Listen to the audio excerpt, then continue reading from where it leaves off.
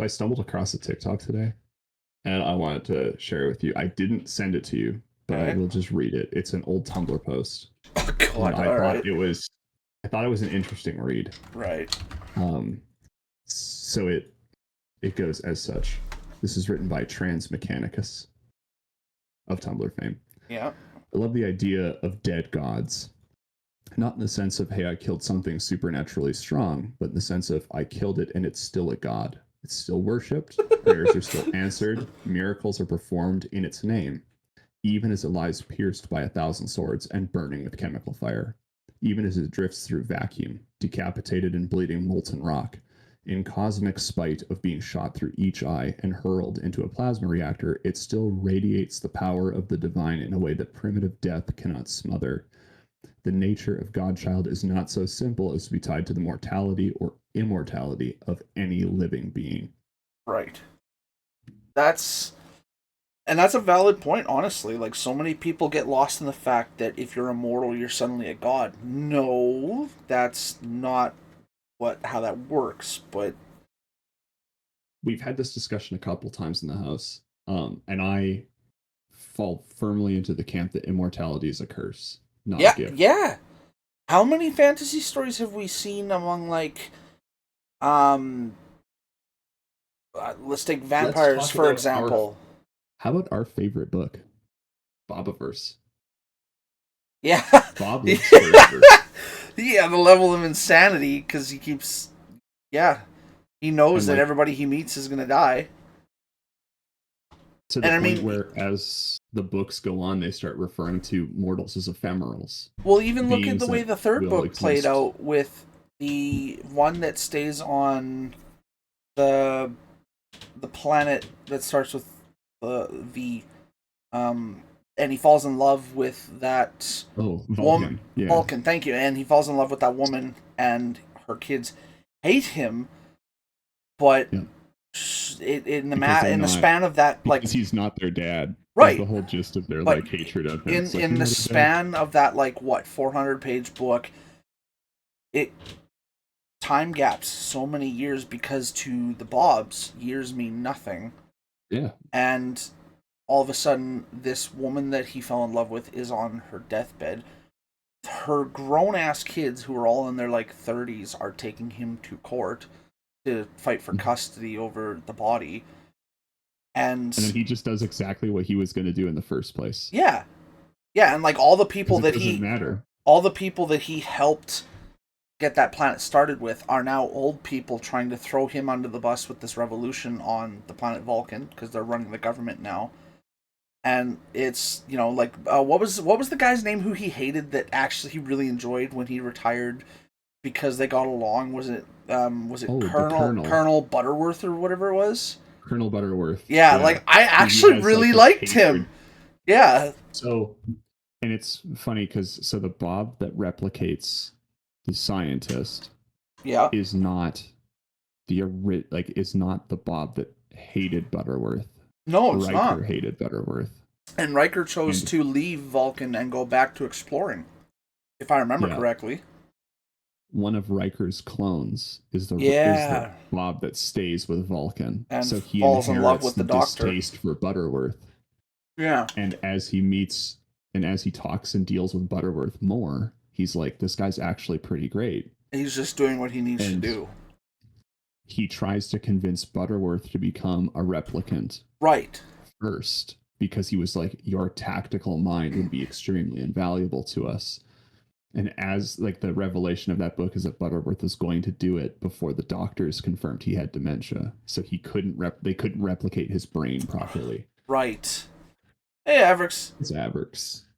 Yeah, well, and I thought Colonel Butterworth was one of the first people to actually bring up to Riker's clone when he suggested it.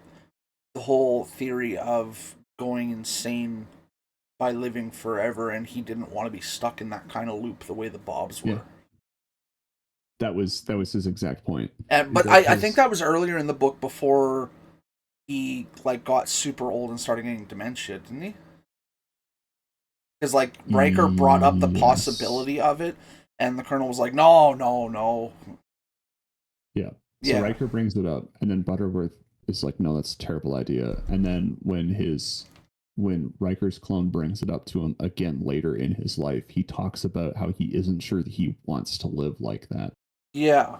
in whatever form that may be, Yeah, because he exactly. doesn't know how he would avoid going insane. Because like the the trick to immortals and like beings without time without Yeah. time is that you'd have to have an extremely good self-governance in order Yeah. to not go insane. Yeah. Like I would go insane for sure. A strong That would mental be, will and everything. Yeah. yeah, you have to be, or you have to know how to come up with enough stuff to occupy your time Well, and okay, so be here's the able to other. follow those down the tangent line as you go. So it's like one thing leads into the next, and you have the time to just continue to explore that. Here's the other common misconception with the whole theory of immortality that a lot of people scope over, and we already kind of brushed past it with the fact of using Bob as the comparison for immortality.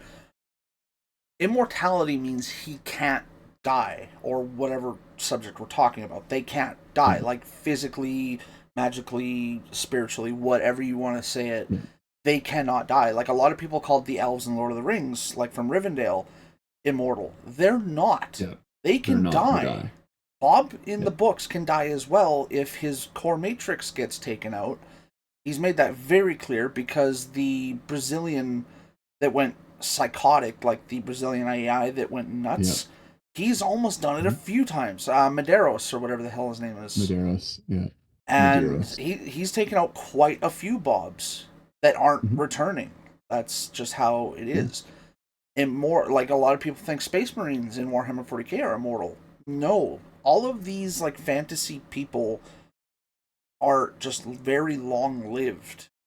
They have almost in innumerable lifespans, but Well, so they can like, still die. That doesn't mean they're immortal. That yeah, just means they're long lived. in most popular culture cases, beings aren't immortal. Their lifespans are artificially extended Yeah, beyond like reasonable means, and that's part of the fantasy of it. Like Space Marines is it's biological engineering. yeah, Elves, it's magic. With the Bobs, it's artificial immortality through the replication of a brain. yeah. That would be a good way to explain it. Artificial immortality. That, yeah, I think that fits.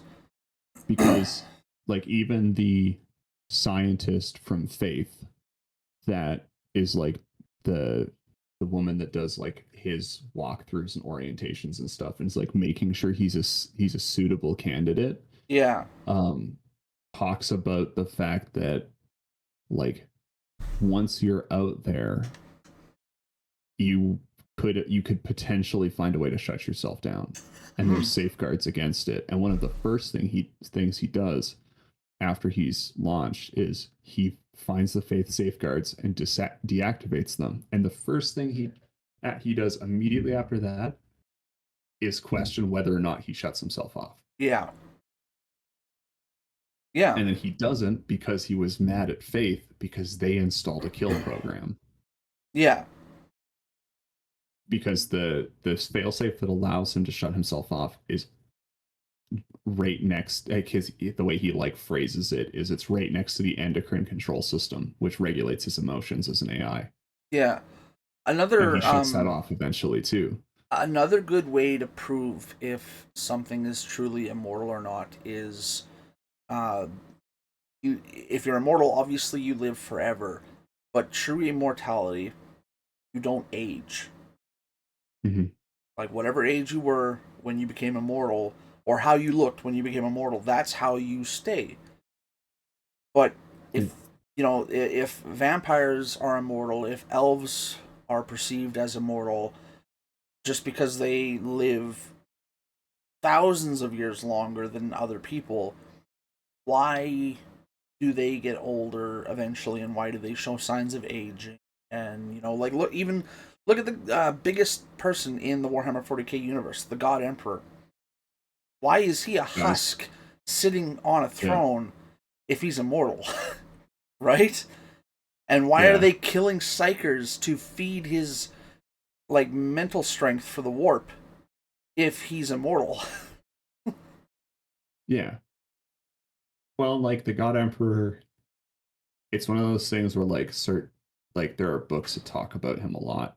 Right. He's being artificially sustained with technology, and they killed the psychers because it's they feed his brain basically, because like they need his brain. It's the gateway Right. into the warp. Yeah. Um, and then like everything else is just there to keep what's left of his body alive. So you could argue that he's not alive. He's just a servitor. Yeah. I said it here live. You got 4K. No, you're not wrong. I The would Big agree with E that. is an oversized servitor on a golden throne. Yeah. I will defend that take in the comments. Because I think like to Warhammer purists are like, that's not it. No. The God Emperor's gonna live forever. He's immortal, dude. Oh, it's like, no, he's dead. He's been dead for thousands of years. That's kind of the point. Right. Hi, Steph. Um, Hey, Steph. so like dead gods is a fun one to me because like I think that's an idea you can apply to like multiple different things, especially like Yeah. D&D games. Well, and there's a lot of like when it It's comes like to true immortality, like don't age, can't die. There is a lot of examples that come close. even gods, 9 times out of 10, if you Yeah. look at mythologies, gods age too. I think Gods can I think die. oddly enough, the God of War games were a pretty good representation of that. Like, Yeah. if the gods were immortal, like if Zeus was immortal at the end of God of War 1 when Kratos absolutely ran his fade, how did Zeus die? Like he could have sustained a lot of damage, which is very possible for immortals, but they can't die. Like Well, I think one of the closest to representations we've seen to true immortality is oddly enough Superman Doomsday, because Superman was perceived as dead because of how much damage he took from Doomsday, so they buried him. But from the sun rays leaking into his suit that they buried him in, which was actually his custom black sunray suit, he came back. Yeah, it wasn't for how long was it? It was like a year and a half or something like that until he came back. something like that, yeah. But he still came back. Now Well, like Superman ages too. that's just it. So it's not true immortality. There's It's hard to find something that's actually true immortality. Doesn't age, can't die. yeah, it's Spawn. Yeah, fair. Spawn is really like the only one. Fair, yeah, because I mean, all throughout the comics, they've never. I guess actually, Ghost Rider would be That's another one.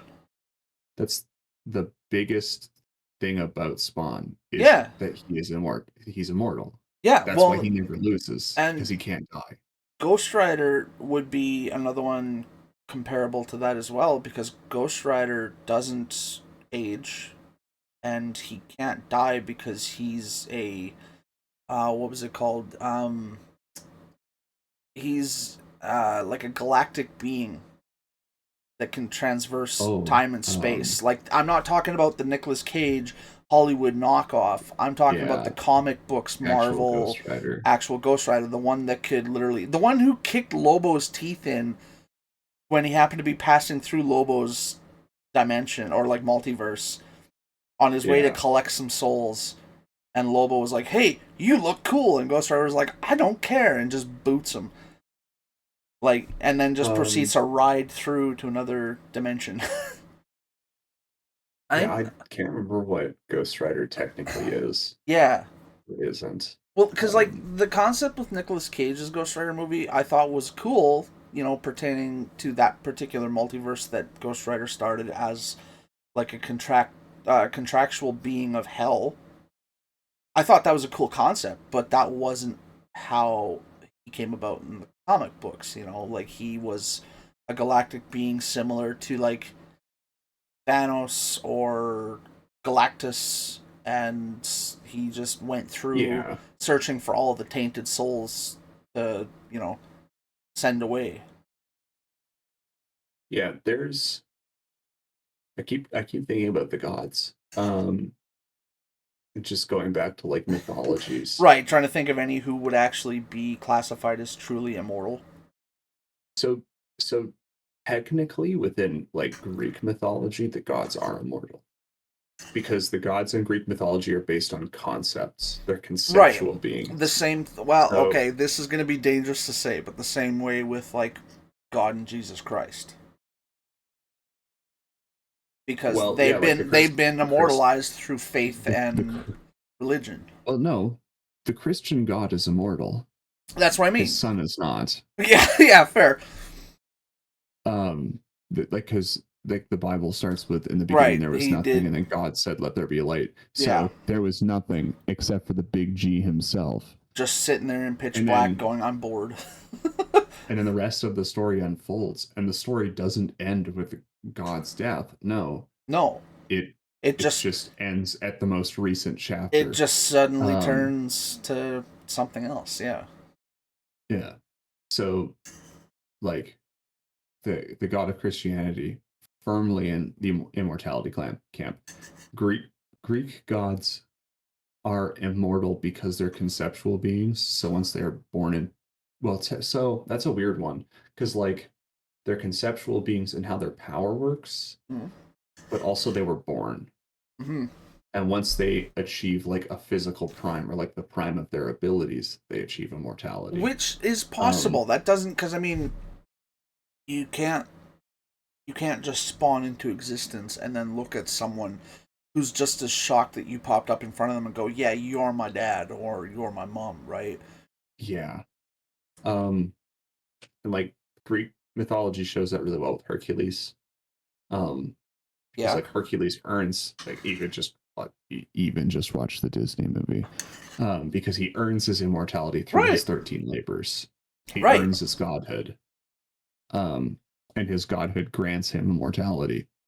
But there again, Um, the concept with the Greek mythos and all those gods is that they still have grown older in, like, as the centuries have gone by, which means that they are just severely long lived, right? yeah, they exist in this weird paradigm, like this paradox where they are timeless beings, but they still hold mortality. Like Yeah, they they still don't age. they don't age, but they can die. Right. That right there though is the common, like, what do you call it, like, not the common misunderstanding, but that right It's a there, misconception. yeah, because in true immortality, you cannot die, you cannot age, you don't even have to have like superpowers or anything or any abilities.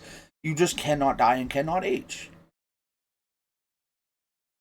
Most people don't know this, but I'm actually immortal. It's pretty rad. It sucks a lot, but it's cool. Yeah, it must be hard having that much pressure on you. Yeah, and still being dumb as rocks. Could you imagine living forever and still being an idiot after like 9,000 years? So like, doesn't matter how hard you try, you Yeah. cannot. You can't get any more horsepower out of a beat motor. Nope. It's not getting better. I've just hit that It's not getting stalemate and worse. I've lived comfortably. I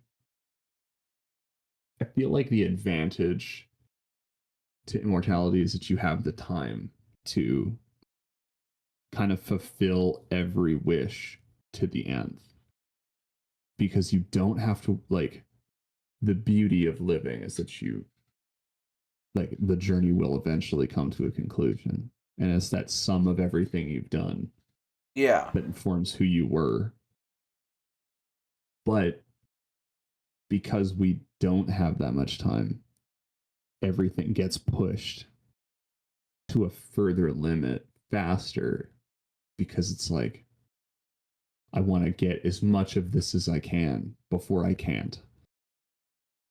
I If oddly I'll be honest, if I was immortal, I would live in a basement playing video games every day. Like not gonna lie, if I was immortal, I'd play all of the video I'd be games. the I'd one be a Twitch helping streamer. make all the video games.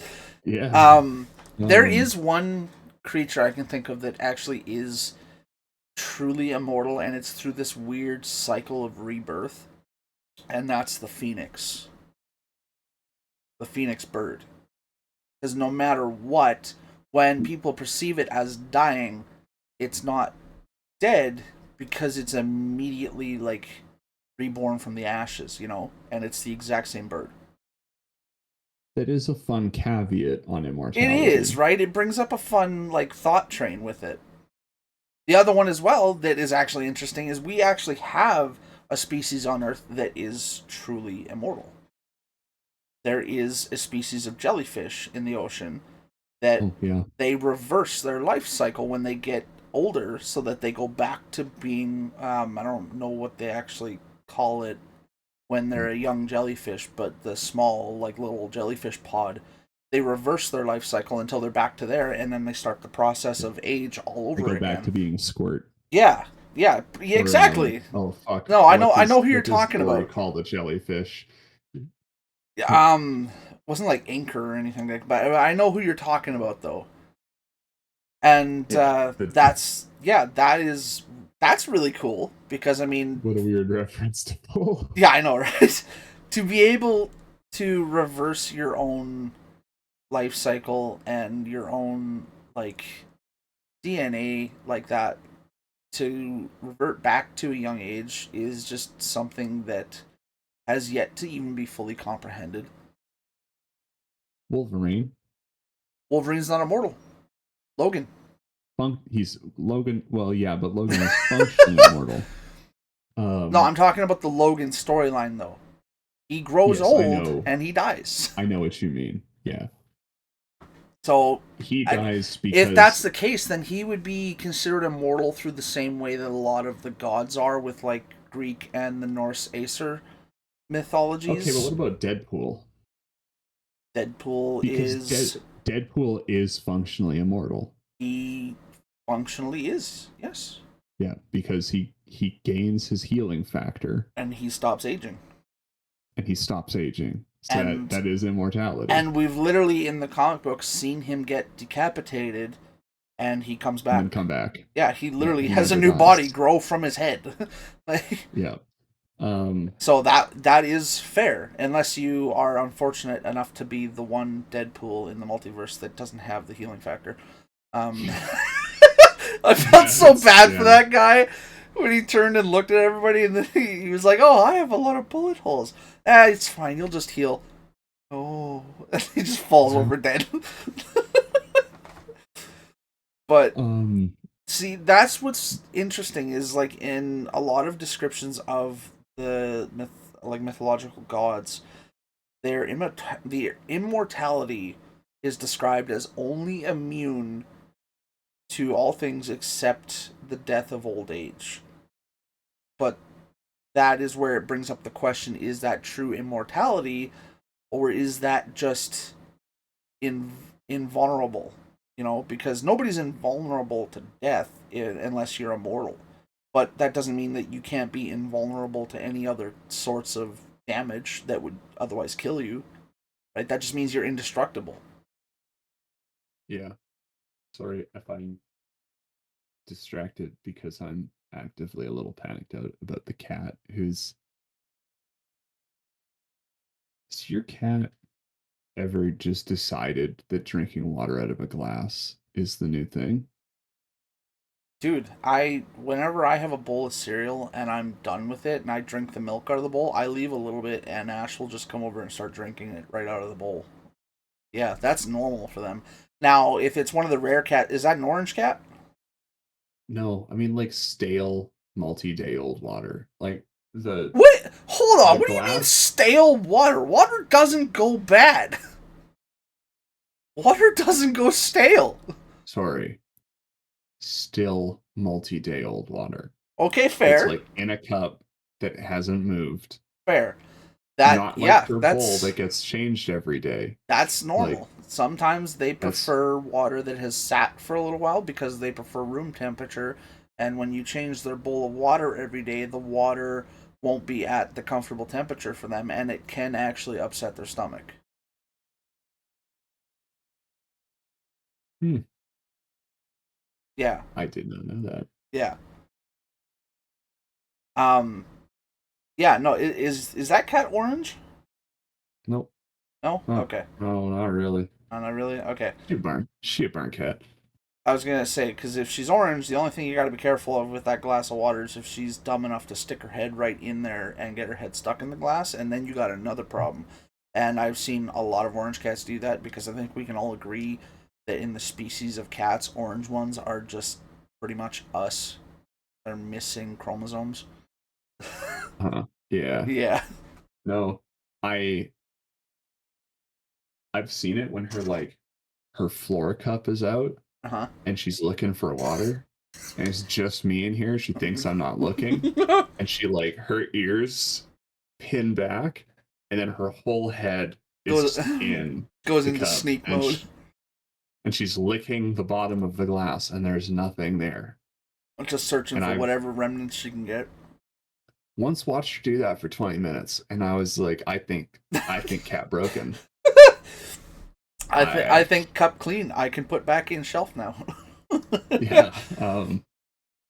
That's But with the taller glasses, like this one's about half full, she does the same thing. And what I worry about is that something's gonna move in the house and she's just gonna fucking whip her head around just scare the and shit out there's of just her. water all over the place. Yeah, 'cause she's a little jumpy sometimes. She can be. Fucking cats, man. She knows when she's doing something she's not supposed to be doing. Once watched her leap from the counter in the kitchen to the edge of it's like yeah, she's going through your cup water again, dude. Can't have shit in Detroit, dude. Fuck. So Fucking cats, man. fucking cats. But I've watched her. So our kitchen wraps up her. There's a kitchen and there's a center wall, Uh-huh. and it kind of Z's Yep. our fridge, and then there's cupboards. Right. And right next to where the cupboards are is technically the living room floor again. I've watched her jump from the edge of the counter into that floor because I knew she was on the counter, so I went walking to go and kick her off of it. And then all I hear is thump and as she slides across the floor, and then as she bolts it out of sight. I'm like, wonder what was going on in there, huh? Yeah. Something we shouldn't have been doing, maybe. See, my cat. And she'll sit there and look at you while she's laying on the couch, and she, Wonder what that was. That's weird. Yeah. You also heard that. Yeah, that's exactly how she does it too. It's just, what are we pondering on, dude? Yeah, that woke me up from a nap, man. I was deep in it. One of life's great mysteries. My fucking Maine Coon does the complete opposite. If he jumps up on the counter, which is rare, I will say, he jumps on the table more than anything, which he knows he's not supposed to do. What he'll do is he'll jump on the table and he'll sit right in the middle of the table, not even doing anything. Like, he's not using it to pass by because we got our table right beside the pony wall, separating the living room and the kitchen or anything. Nothing. He jumps up, walks to the middle of the table, and he sits down, scanning all the people in the room, watching to see who notices him first. And then when they tell him to move, he just looks at he just sits there and stares at them. And as soon as someone moves a finger, he bolts. It's like he wants to push your boundaries, see how far he can get you to go. That is exactly what our cat does. Yeah. Especially when we first brought her home, she was a little bit more bold, a little bit more audacious. Now she's got a cunning streak to her. When she thinks she's getting away with it, she'll do the thing. Right. And the rest of the time, she's playing it real cool, real casual. Nothing's going on here, Your Honor. It's very enjoyable because she thinks she's getting away with it, and she's not. In reality, she's just dumb. Yeah. That has nothing to do with what I wanted to talk about. No, because what you wanted to talk about was Four Wheels, new programming, and new rules. Yeah. We are so back, chat. Welcome to Formula 1 2026. We got new cars. We got new technical regulations. And there has been a secret FIA test that has revealed some.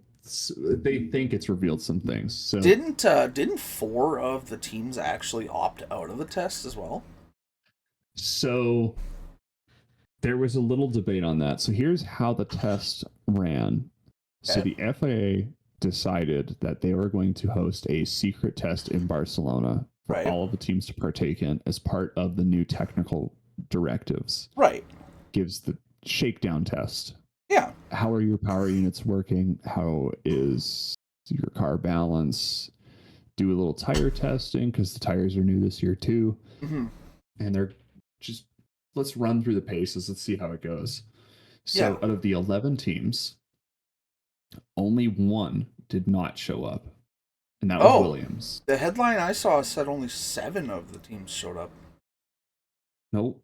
So the test was run over 5 days, and the way it worked was any team could run a maximum of 3 of 5 days.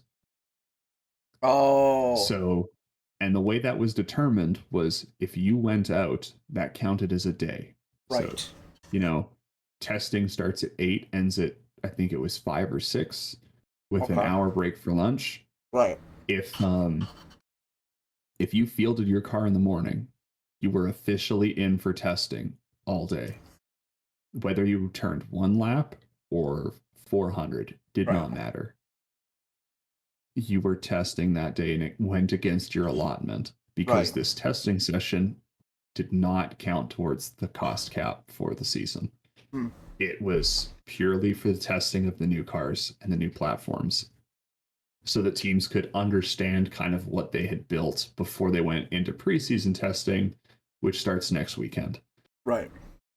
Not this weekend, but the one after, 11th through the 13th. And that will be televised. Or like we get an hour of each session, I think is how it works. So Mercedes, Red Bull, Racing Bulls, Alpine, Haas, Cadillac, and Aston Martin all ran. Williams did not, because they were having issues making minimum weight and still passing crash testing. Oh. And so the FW48, their contender for this year, just wasn't done. So, and they weren't going to rush it to try and make it for the shakedown. So we're like, we're going to opt out. We're not going testing. We'd rather take this time make sure it's safe. Make sure the car is good. Make sure it's not going to kill anybody. Yeah. And then what Williams has been doing instead, now that their car is done, is they're running what's called a virtual race test, or VRT. Yeah. They put the car on a dyno and they simulate the track. The rooms that they do this in are extremely advanced. They can replicate humidity, weather conditions, heat levels, wind. The only thing they can't really replicate is track condition, but they're not so much worried about that. They're just testing everything else. Right. And so that's good for powertrain testing and a little bit of aerodynamic testing, but like it is still a simulator, so there's only so much you can get away with. So they've been doing that. Only 7 teams got a full 3 days. Audi got 1. Okay.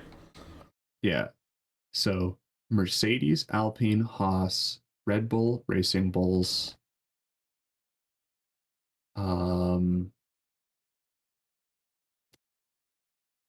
technically Cadillac, and one other team ran a full 7-day allotment. Aston couldn't, broke the car on their first day. They missed the first 3 days of testing. Nice. And then they went out, they put their number 2 driver in the car, and he crashed it 40 laps into the test day. Oh. And so they didn't have enough spares to fix the car. Yeah, I don't blame them. So it was funny because the internet was making a joke about how like they generated the most hype for the least amount of laps run with a car. Yep. Audi had a similar problem. They started the first day relatively strong, and then they had a powertrain failure. and they basically had to stop running. They couldn't get the car fixed Right. because, and here's something I learned that I forgot about: Audi is building power units now for Formula One. Right. So they Yeah. entered this year as a power unit supplier. So the Audi car runs an Audi engine, and lo and behold, the German thing broke. Who could have seen that coming? Not me. Didn't be me. And then there was a couple other teams that just only ran 1 or 2 days and never ran a third. But like 7 out of 11 teams ran a full 3-day allotment. Yeah. We learned some things.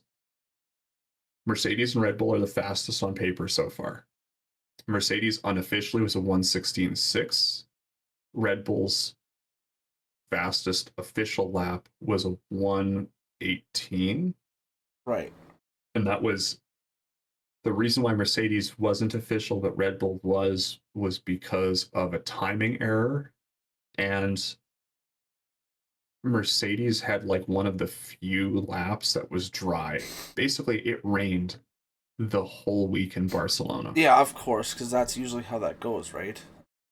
So if it's one of those weird things where like Formula One has strange rules about how it is decided that a lap is official or unofficial in testing. Right. Because there's no penalties for like corner cutting. But Yeah. if you cut the corner, the lap time is invalidated and it can't be counted as an official lap. Right. For like speed purposes. Red Bull's fastest was in the rain. Like it was actively raining when they ran that lap. Interesting. Mercedes was in the dry.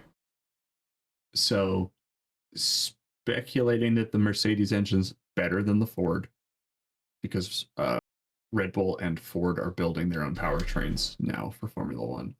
Yeah. And there was a lot of laps turned. Like Isaac, who's the Red Bull number 2 driver for Red Bull Racing, ran the fastest lap. Max ran 50 laps total on the second day of testing and then went home. Like he was Isaac can finish. Isaac can finish testing and figure out how to drive the car for preseason. I was gonna say, how did Max do with that? Because he was the one that was like the most. He had stated the most that if he didn't like it, he was gonna go to another like sport. Well, not sport, but like another class of racing. Yeah, another discipline. From what little media coverage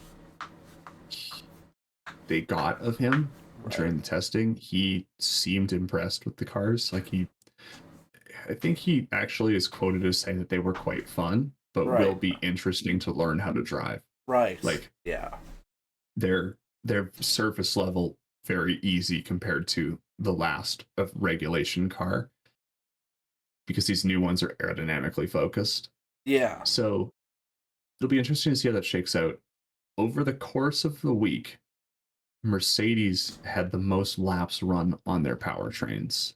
It's important to note Mercedes supplies 5 different teams with engines, including their own team. Right. So Mercedes powertrains spun over 800 laps. Red Bull powertrains, which is Ford, did 500. Ferrari did 300. Oh, that's who the other 10. That's who the team 10 was, or 7.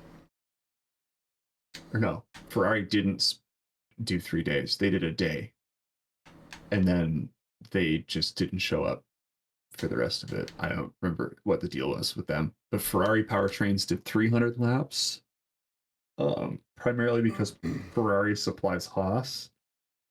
And then I think it was not Cadillac.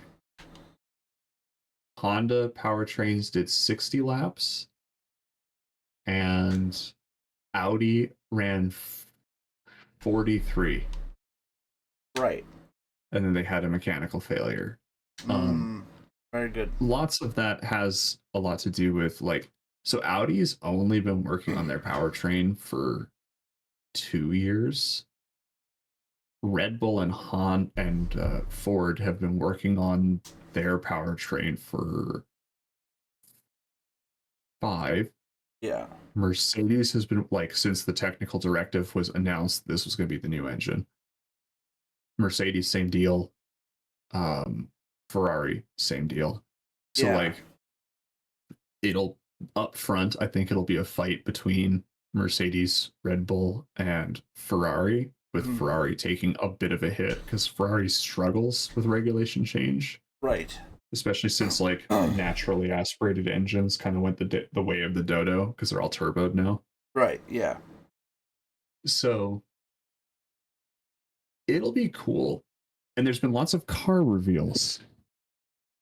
And I've got to say, the new cars look sick as shit. I did not, I talked about like maybe I collate them all together and I'll send you the thing. I never got that far. I forgot all about it until I got home and then was like, oh, yeah, that's right. I was going to do that thing.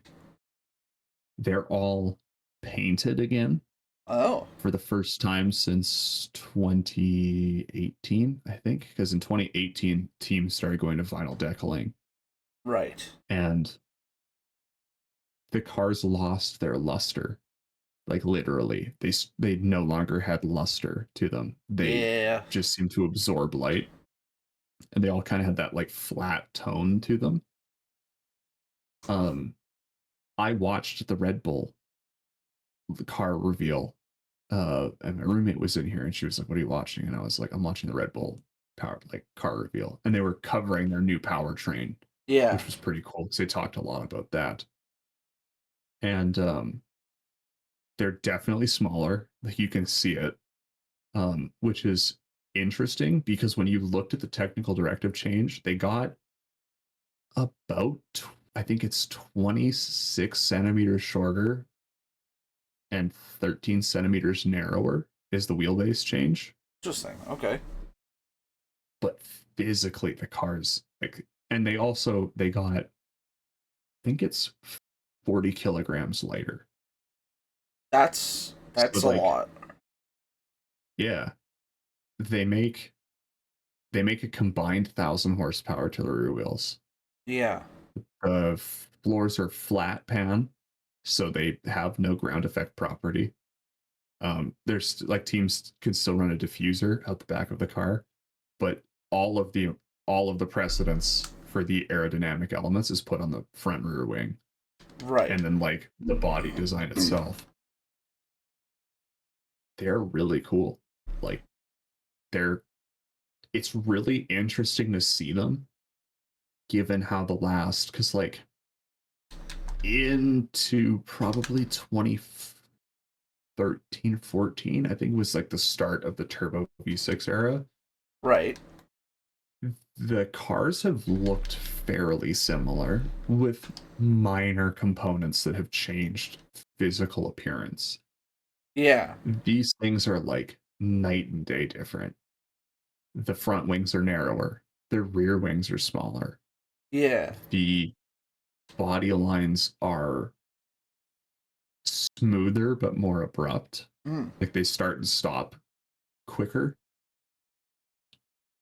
The some of the aerodynamic elements on the cars actually look really goofy. Like right behind the front tires, there's actual wake generators Oh. that are meant to split the air coming off the tires and either direct it away from the rear tires or Yeah. into the body and then funnel it through the diffuser. Interesting. And it looks like two little fins and they protrude out. And then it's just like these upright beams that have like no physical plate. Like there's no reason for them to be there. So they're kind of goofy. Sorry, my elbow's bleeding. I don't shit. What? Yeah. What, you cut yourself Actually, I with do book know or how something? no, I know how I manage that. We've had a bed bug problem. Oh. Me for longer than the rest of the house. And so they they're itchy and I try not to scratch them as much as I can because it makes me look like a tweaker. Right. but I've been scratching them. I scratched the ones on my elbow, and then the like scabbing on them came off. They started bleeding. Oh, Oops. okay. Oops. Um, but it's okay. Exterminator's coming Thursday, Oh, and good. hopefully we'll get the house treated before I get back. Fair enough. If you ever wonder, whenever we're talking and you're like, Chris keeps talking about how he doesn't get a lot of sleep. That's why they keep me up. Because like whether or not they're actually on me, because like bed bugs are a fairly like like innoticeable creature. Like it's hard to know that they're there Right. because that's just like how they've been biologically designed. Your brain thinks they're there. Right. You get It's just that like like 2 a.m. and tingly feeling. yep, all over, Yeah. all night. And I'm not about to just like drink myself into not knowing they're there. Oh, it's So you wake up feeling like you're suddenly in a spider pit. yeah, um, and like there's things I've been able to do to mitigate that without like chemical like Warfare. without ingesting anything. Yeah, bleach or not without bleach, sorry. without chemical warfare. Um, Windex, Windex, yeah. the ammonia, because ammonia kills bed bugs Yep. and it keeps them down. Yeah. So like Oddly enough, this is a weird one, but the other thing as well is if you have bed bugs and you make your bed every morning when you get out of bed, it's actually more likely to make them worse because they rely on the heat that you are now keeping sealed into the mattress by covering your whole bed with your blanket that has all the heat in it. So people who have bed bugs actually have less problems naturally if you leave your bed messy when you get out of bed in the morning. hmm, Yeah, yeah, it's a I weird did one, not know but with that. the thermal like side of it, it makes sense because they are so small. They rely on the heat.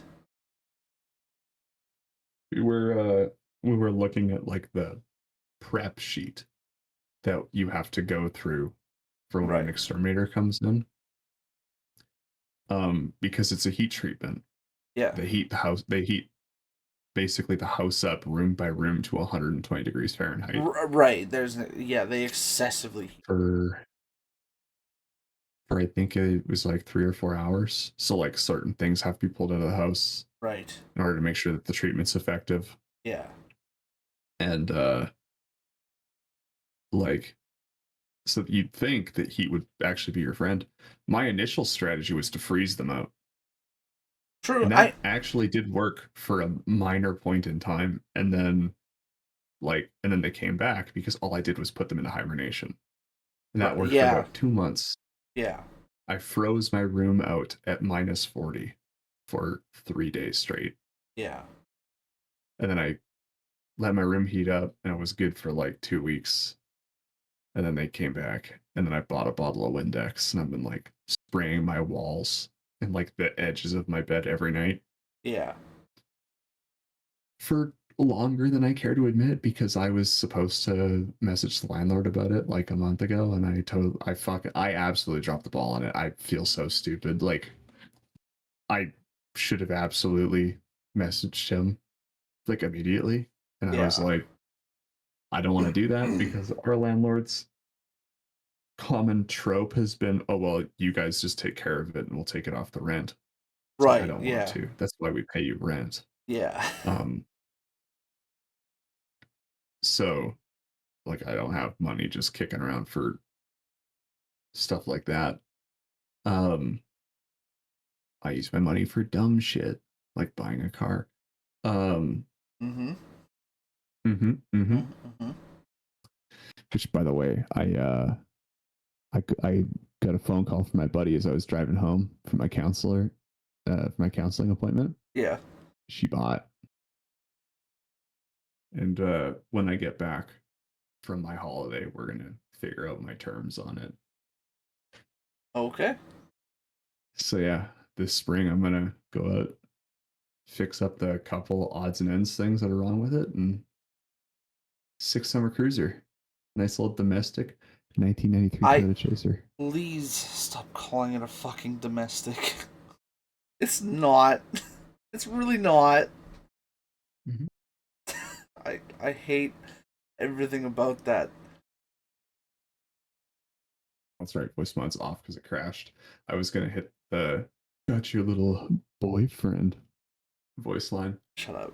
Um, Um, no, it is definitely a cool looking car. hey, I think you'll like it a lot when we What's go out for like lunch in it what's or uh something. what's underneath the hood of it? The JZX 90, which is what the 93 Right, is a yeah. TJ. Yeah. Okay. All right, fair. That's something you can work with. Yep. 3 liter inline six twin turbo, just like my pickup truck. All except better. Yeah, except better in every way. Um, I think the only way yeah, your truck would probably still beat it out is fuel mileage at that point because of how new it is with modern technology, but yeah. You know doesn't what? fuel Actually, mileage doesn't hilariously, mean smile factor.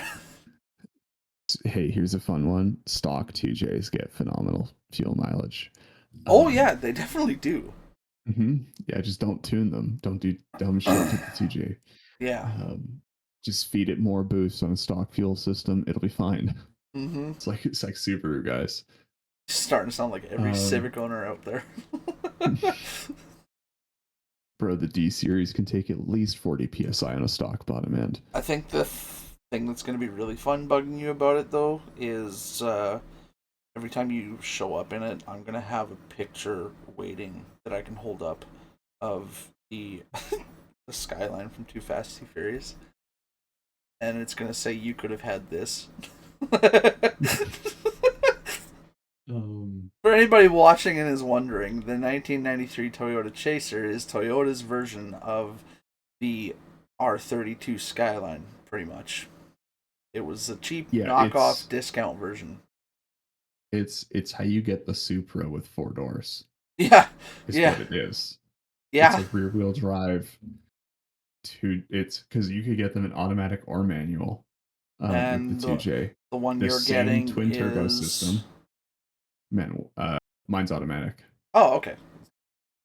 Yeah, it's got that premium off green. Oh, Yeah, worth every penny of $1,600. mm, yeah.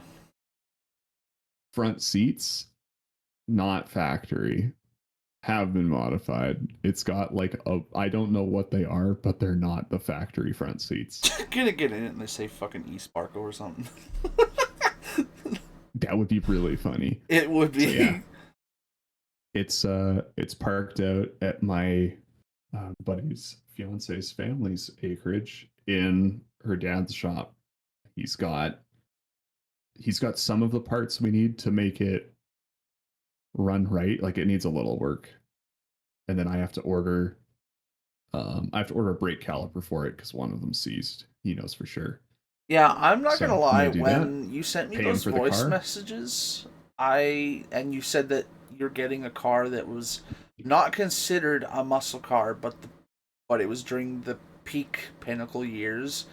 I started thinking of every domestic American car from the early '70s, peak muscle car years, and I was like, okay, what is he picking up? And like either way, I was genuinely excited because I was like, this is fucking cool. This is domestic American, non-muscle but also classic. And I'm like, this is really cool. What's he getting? And then I listened to your last voice message, and you said '93 Toyota Chaser, and the amount of respect that I considered dropping for you was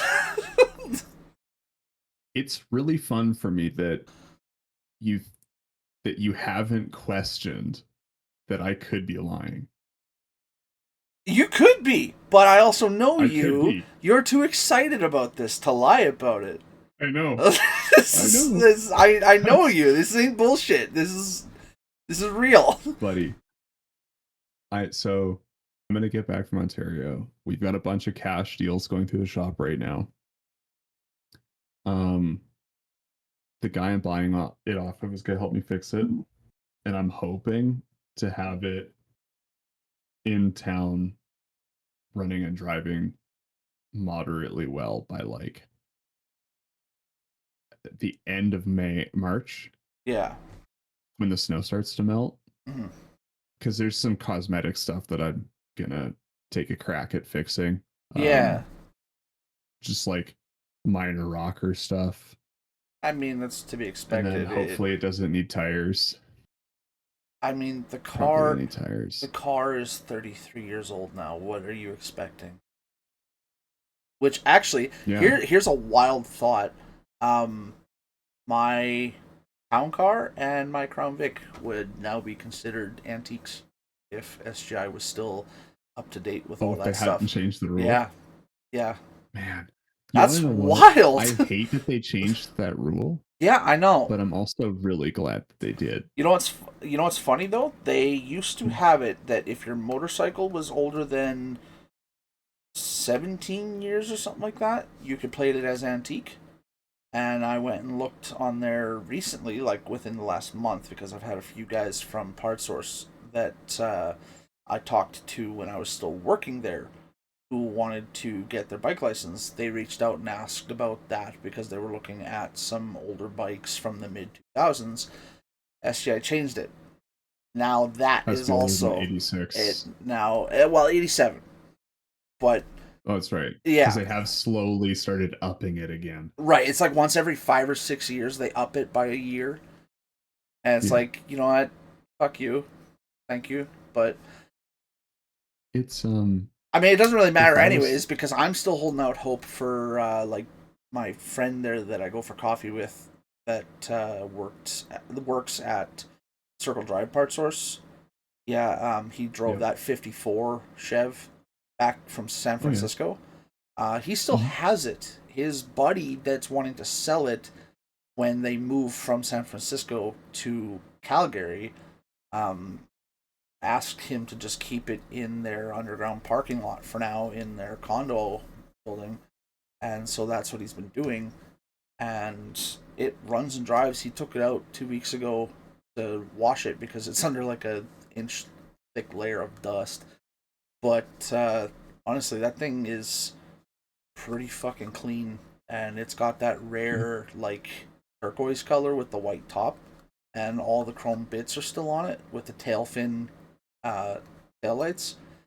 I What's so funny? I really So I'm gonna buy this car, yeah work on it for a couple of years, and by the time I'm ready to sell it, I would wager that my boss will finally be ready to sell me his 55. Because I keep telling him, I was like, hey, when you're done with it, I will buy that car. yeah I will go to the bank like that day and pull a loan for that car. Like, yeah. I guarantee you. I've come to You will not be able to stop me. I will be buying that car because the first place I'm going with it is Gimli, Manitoba. yeah I'm putting that 502 on track. Let's see if, because like it's got hot rod suspension, it's got a full front clip in it, it's got a right built 700 R4, a relatively tall rear gear, and a motor that the crate that GM manufactured that engine for. It's a 395 horsepower at 500 foot-pounds of torque engine. Like, it's a monster right of an 8.5 liter big block. is he putting like Aussie like the lock rear differential in there? His car's always had a he built that 55 in 98. Right. Okay. If that And ever so- happens and you take it to the track, just be prepared that you're going to be shredding those rear tires. Yeah. That's see, the trick is ballast the rear of the car so bad to offset the engine, because I'm not going to shred the rears, I'm going to destroy the fronts. It's got like 1,000 pounds of weight on 2 front tires. Well, I mean, you and he's got the hot rodder offset, so it's like big medium rears, tiny fronts. Oh, he's got the drag radial offset. But like not Interesting. drag fronts. No, They're like a not the wireframe fronts, but that's kind of the theme he's got going. it's like a I think it's a 205 front Right. on like a 285 rear. Yeah. So the rear tires are just that much wider. And I'm like, this would be a lot of fun on track, It's but like that's stopping into a corner will be a nightmare yeah. because there's not enough contact patch Well, for and all of that weight. that's what I was talking about with like the shredding of the rear tires. Because I mean, you've obviously driven vehicles with posi lock diff, where both wheels are locked and they turn at the same rotation. Doesn't matter how you're turning or how you're moving. You know what happens with those cars if you take a corner going like over 30 kilometers an hour. One tire is going to turn while the other one's going around the corner because it can't turn at a faster or slower rotation. Well, it'll depend. So like the example you're specifically thinking of is what happens when you weld a differential. That's the cheap man's way of Because doing it with a posi lock. Keep in mind, the old school posi lock was literally that, just an actual brand name, but the posi lock brand has come a long way in the way it does things. yeah. And I was raised with the old school stuff, so that's what I think of when I think of that, especially since we're talking about a 55. Yeah, so his isn't that. It's his is posit traction, which Yep. is limited slip. Okay, he has the limited slip system. Okay. Which is the only way to do it. Right. Yeah. Like a locked differential is useless. The only you time can't drive the car. No, the only time I think you should have a lock differential is in a car that's purely made for drag racing because you don't have to worry about really turning. Off-roading. That, Kate, fair, that too, but I don't off-road. The ability to lock the diff Yeah. is like the most important thing in an like when you see guys that are like, I want to get in off-roading, what should I do? 90% of those forums are like, go buy this generation Jeep because it came with locking hubs. Yeah. The end. Right. Buy this Jeep, run it stock up a trail. Right. Then maybe put bigger tires and bead locks on it so you can drop the pressure. Yeah. But like to go off-roading, all you need is a good differential system. Yeah. And you can buy that in the right vehicle. Like I hate Jeep Wranglers, but I think it's the TJs did come with locking hubs. Yeah. And they came with a locking 4 high and 4 low transfer case. They did. So you're set. Yeah. No, I agree with you. I've never been a particular fan of Jeeps, just in the fact that all of them to me have pretty much been ugly. Always. Yep. But they have had some pretty I take a Willys though. You heard it here live, folks. We're gonna edit that in post. My casual employee, his dad was big into Willys Jeeps. They are nice. So I'll give you that one. Old Willys Jeep that he converted from 6 volt to 12 volt, and the biggest reason I like, you just can't drive it because it doesn't go fast enough. Right.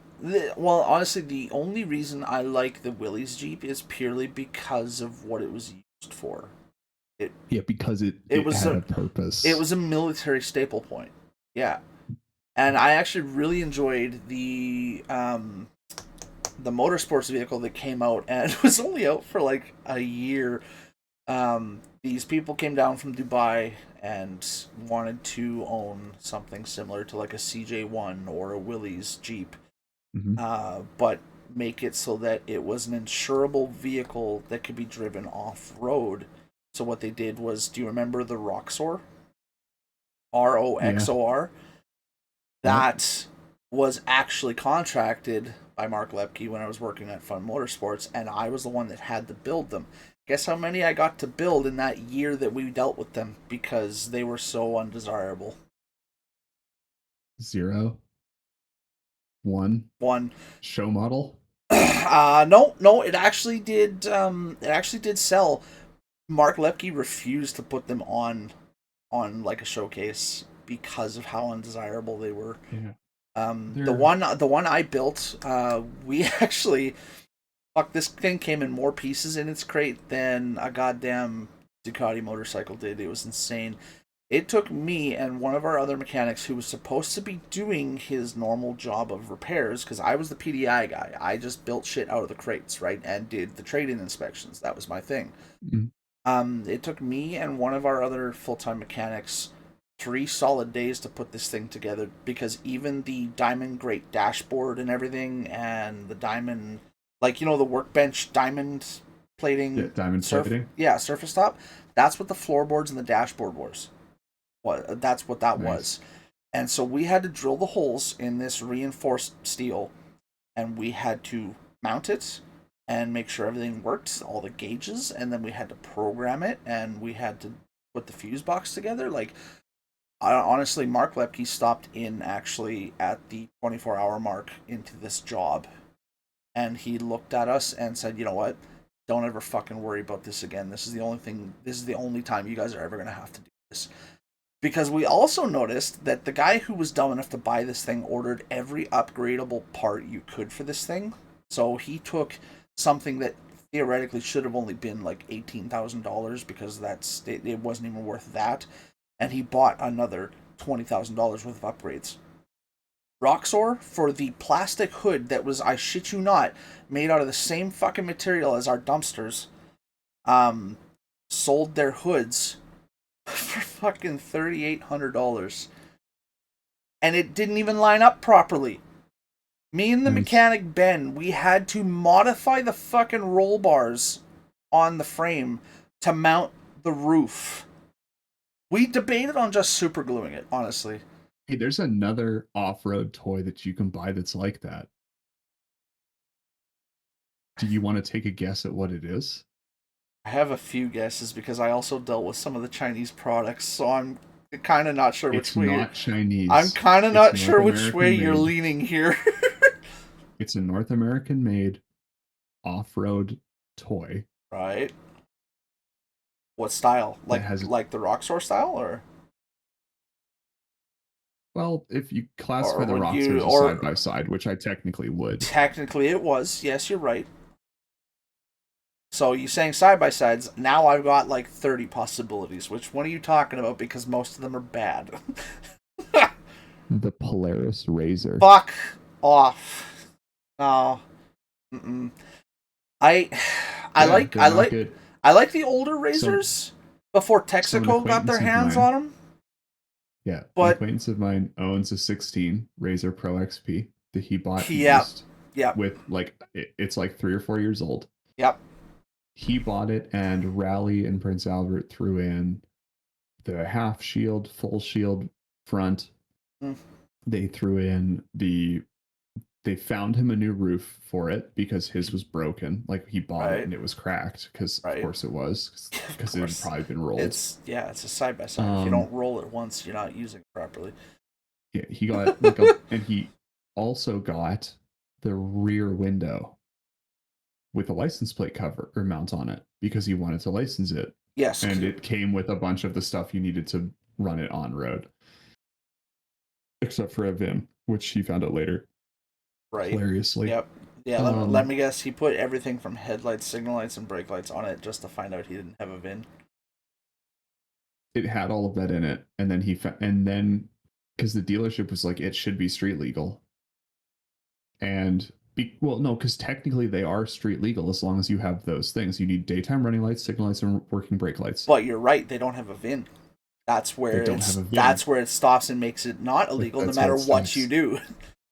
So he tried to get it plated, went through the hoops with SGI. SGI was like, listen, like, we don't know how to register this thing. We Yeah, that's can't because cut you they a VIN for can't. it. There is no. Alberta is actually one of the only provinces in Canada that deals with off road insurances. Saskatchewan just doesn't. They don't have a way to classify it the same way they don't have a way to class the Spider, like the Can-Am Spiders, the three-wheel Yeah, motorcycles, because there's 2 wheels in the front and one in the back. and Your one in the drive back. tire is in the back, and the 2 steer tires are in the front. So SGI Is it a doesn't. motorcycle or is it a car? It's a Class 5 license. You do not, in Saskatchewan, you do not need to own a motorcycle license to walk into a Can-Am dealer and say, hey, I want to buy that Spider, and then drive it home. Which, you know what, makes sense to me. They are super fucking comfortable. But for me, I They drive like, like a car. that's just it. You got to slow down to take a turn because you don't have a seatbelt just like a motorcycle, and it still twists throttle like a motorcycle to go. But for the braking, it's just one brake pedal. You don't have you don't have a lever for the front brake and a pedal for the rear brake. It's just one brake pedal with your foot to stop. It's a full CVT transmission, so it shifts up and down on its own with the electronic system, and that's it. It's super easy. They're super comfortable. Their sound systems are really nice, actually. Their sound systems are on par with like Pioneer and shit like that. Um, but Is it better than the Alpine in the Alpine sounds Alpine the Alpine sound system in the Dodge Ram? Probably not. I actually want to say that Probably is. the special edition High Mountain model they made a few years ago had the Alpine sound system in it, but that was the only time they've ever done that. I actually don't remember. So, I want to say the sound system that they use in the traditional like GTs and stuff is Carmen. Harman Kardon. Yeah, they're You want to know actually what they're a actually really kind of nice chaps system. me about What? Dodge trim levels? What? In a Dodge, there's two different sound levels, like sound equipment packages that you can buy. Hmm. The first one's Alpine, Yep. which, like, okay, yeah, that's a good sound system, way better Right. than factory. Right. The second one is Harman Kardon. And the reason why is because in the Harman Kardon, they add another 5 speakers and another sub. What do they put it? So you get a 13 speaker sound system Hmm. with twin subs that mount behind the rear seat in the cab. Because, like, in my truck, if you were to pop the seats down, the Alpine sub is back here. Oh, okay. The Harman Kardon, it mounts 2 here, and then it has 6x9s that mount underneath it. And then it's got 2 door speakers in Yeah. each door. So that's another 8, 10. And then the front, it's got 3 tweeters in it. It's got a main speaker header dead center. And then it's got the outer tweeters. Plus, it's not actually a 13 speaker sound system, it's a 15. There's 2 mounted in the roof between the front and rear seats Right. because it's part of the sound deadening system. Yeah. So they added a bunch of speakers. And you know what? It's phenomenal. And I wish that Ram would just scrap the Alpine, like just make Harman Kardon the baseline, charge more for it. Like, why not? I mean, they're already doing stuff like that with other luxury upgrades, so why not? And the only way to get Alpine comes standard with Uconnect 5. Harman Kardon only comes standard in a limited. So you have to buy like the baddest trim line available in a Ram truck to get that sound system. Right. They don't come in sports. They don't come in Rebels. They don't come in the Rebel GTs. They might come in the new Ram Charger, I think is what they're calling the gas over electric hybrid. Oh, yeah. It's a Ram Charger with a Pentastar up front and 700 horsepower worth of electric motors. Probably all-wheel doesn't drive. probably doesn't come in the Warlock then, or the Definitely doesn't come in the Warlock or the Tradesman. the Bighorn, the Outdoorsman. Bighorn's what I have. Right, yeah, you do have a Bighorn. So there's Tradesman, Outdoorsman, and then below those two, there's Work Truck, like WT spec, right? Which is something that really only GM does anymore. What did they call it when they put those submodels on the Journeys? Wasn't it like the CE, the Canadian edition, the base model, or whatever the fuck it was? Yeah. It was something really dumb. You got rubber floor mats and a block heater. Yeah. That's the Canadian edition. You have 4 wheels and vroom vroom. Be happy. You want to know what's so funny to me about automotive? Like I think like the last 4 episodes at this point, we've talked about the automotive industry. Here's something I find really funny about the automotive industry specifically. North American manufacturers do not, as standard, equip vehicles sold in North America with rubber floor mats and block heaters. Yeah. More so than rubber floor mats, block heaters. Yeah. But most import brands will have, and they've, through testing, discovered this, that to sell a vehicle in Canada, it must have a block heater cord and it should have rubber floor mats. the way I learned about this was actually at Raleigh. Was at Raleigh's Volkswagen dealer in Prince Albert when my buddy and his ex-girlfriend were there because she was trying to buy herself a car. She wanted a Golf. Right. So she went out, she bought herself a brand new Mark 7, like a 7.5 Right. Golf. Just a TSI, relatively baseline, had remote start and power locks, and a block heater and rubber floor mats. And it also had like Rally Armor mud flaps. Yeah. Because those things all came standard in Saskatchewan as what was in the Volkswagen build sheet listed as the Saskatchewan prep package. Right. That came, and I asked him, I was like, is that something that Rally does? Like the salesman? He was like, no, that's something that Volkswagen does. And the name actually just changes based on the territory the car is being assigned to. So the VIN is created, and we get, like, the dealers get a choice at like bidding on the vehicles that are rolling out of the assembly line. Right. When it's determined where that VIN is going, somebody at Volkswagen goes in and has to assign it to the province, and then the build spec sheet then lists like the Alberta prep package, the Manitoba prep package, the BC prep package, and it has to come, like when it's sold, it has to have rubber floor mats, a block heater, and some kind of a mud flap. The mud flaps are actually the optional part. We put those on because we find it makes the paint last better, because it stops you from getting rock chips in your doors. Yeah. Because lots of people in Saskatchewan drive these cars on the grid. And I was like, that's ingenious. And they were like, yeah, Volkswagen figured out 15 years ago that this is just the only way to do it. Yeah. I was like, who else does this? He was like, Toyota, Honda, Nissan, and Mitsubishi.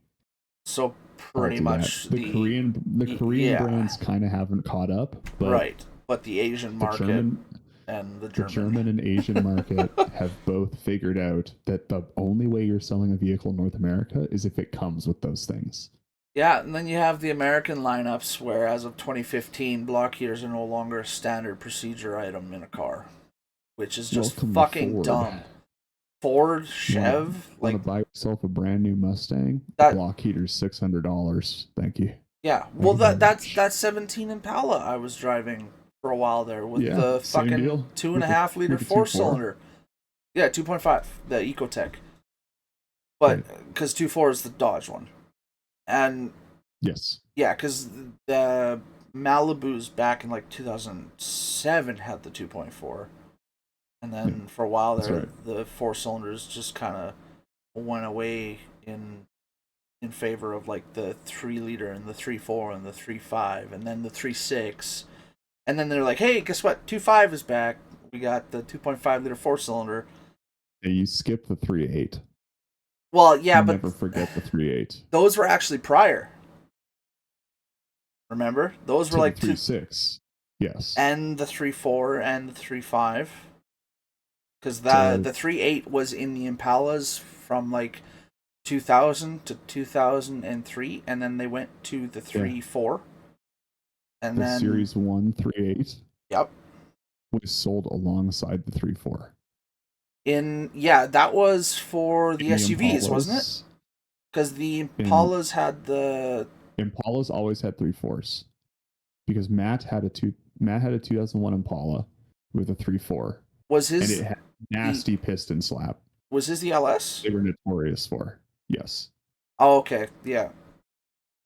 And then right, because it was the LTZ Buicks that came with the 3.8.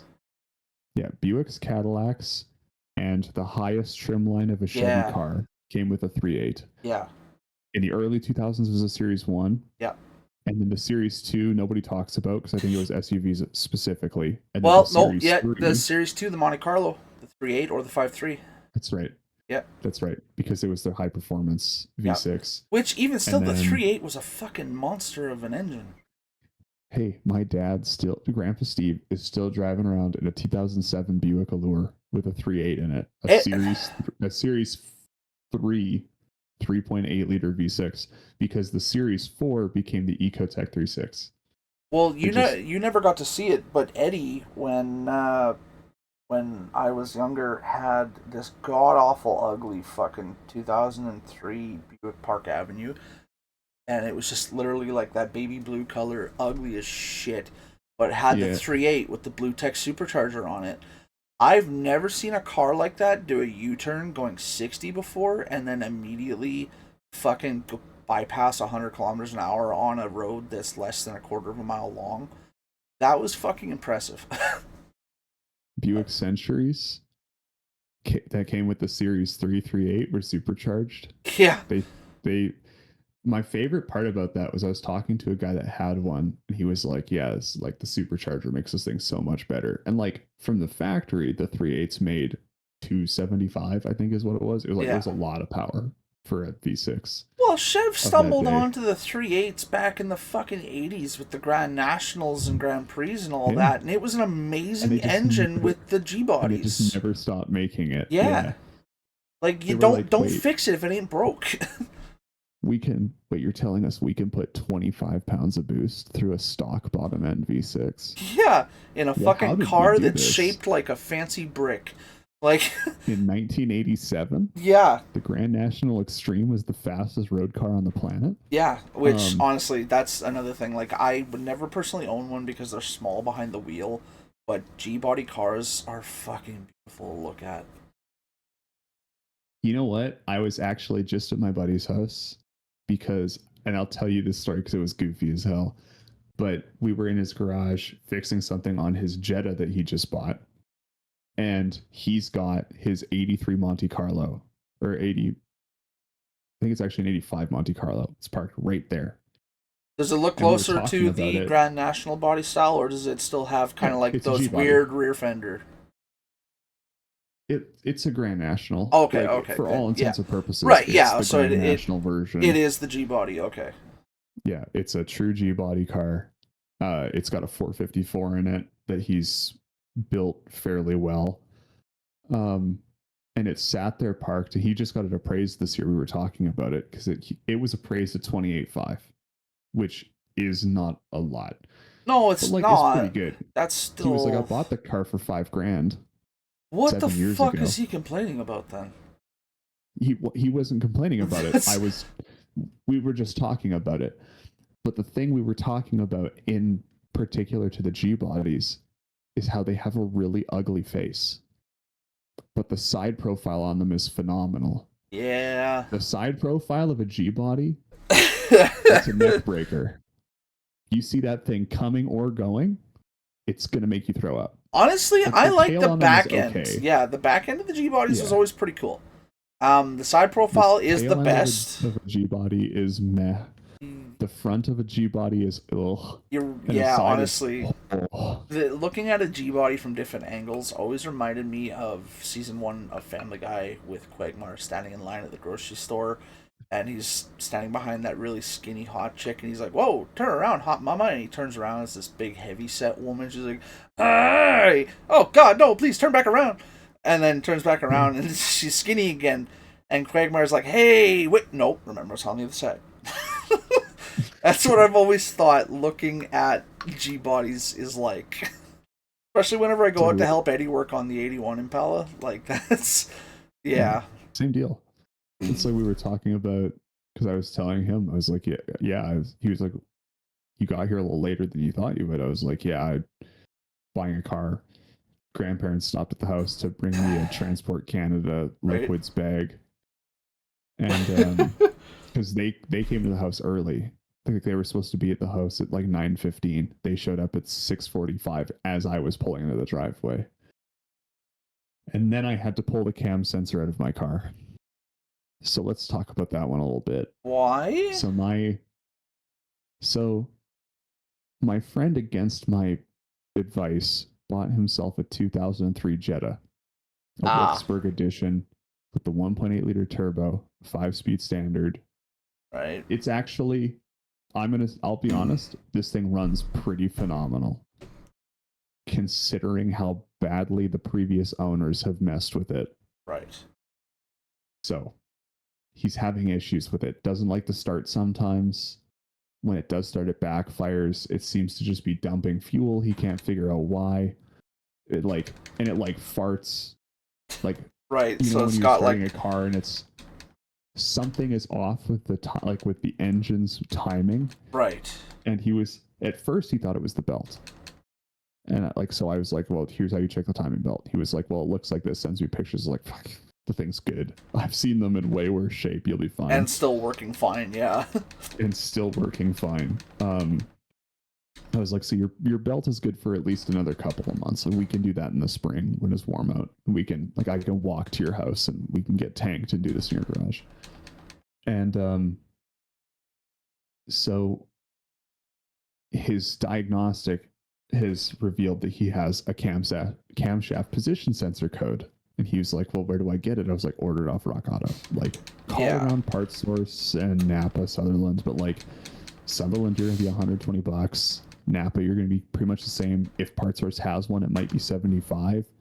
But if you can get one from Rock Auto, it'll be like $40 plus $20 to get it here. So like, you're $60. You're still ahead by $15. That's a win. Take the win where you can get it. Volkswagen parts are cheap. And Not so wrong. he's like, okay, but what if it's not the camshaft position sensor? So I talked to him last night on the phone and I was like, well, my car threw a similar code and it was the timing chain tensioner that was failing. It had collapsed. So it wasn't adjusting anymore. So when it went to start the car, it couldn't retard the ignition, it couldn't retard the intake timing relative to the exhaust timing enough. So it wouldn't like to start. And when it did, it would stutter and it'd hesitate. And then when it was running, it'd get to a certain point in the RPM band, it'd just kind of fall on its face. Or it would go the other way. It would run like a dog until you got to about 3,000 RPM, and then it would pick up and go. And I was like, so it was just inconsistent. Right. And he was like, okay. So I think it's the camshaft position sensor. Right. Like, okay, then order one. He goes, but I don't want to order one if it's wrong. What? I'm like, listen, camshaft position sensors are either working as intended or they're not working properly. Yeah, they're one It's of a the rare 50-50 parts split. that doesn't really do intermittent bullshit. It's a Hall effect sensor. Yeah, it either works or it It doesn't. either works or it doesn't. It's like And so he it's was like a like, fuse well, in that sense. You know, fuses don't really give Yeah. ghost codes. They either snap or they don't. So he did a bunch of Googling. All of the symptoms he's having have been confirmed as potentially it's a cam sensor. So he calls me up today while I'm at work. He goes, hey, what time are you done work today? 4:30. But I have counseling tonight. I got to meet my grandparents and podcasts and all of this. Right. He goes, would you be willing as a test It's always how that pull the shit starts. camshaft, to pull the camshaft position sensor out of your car so I can put it in mine and see if that's the problem. And if it is the problem, I'll just buy you a new one. Oh But my I don't want to fucking wait a god! week. Like And I was I'm like, you know what? I'm sorry. I know he's your friend, and I don't know the guy personally, so he probably means well. But I don't know about you're know a way what? more patient man than I am, because if I have like assured someone of that fact, and then they ask something as dumb as that. Well, so here's the deal, right?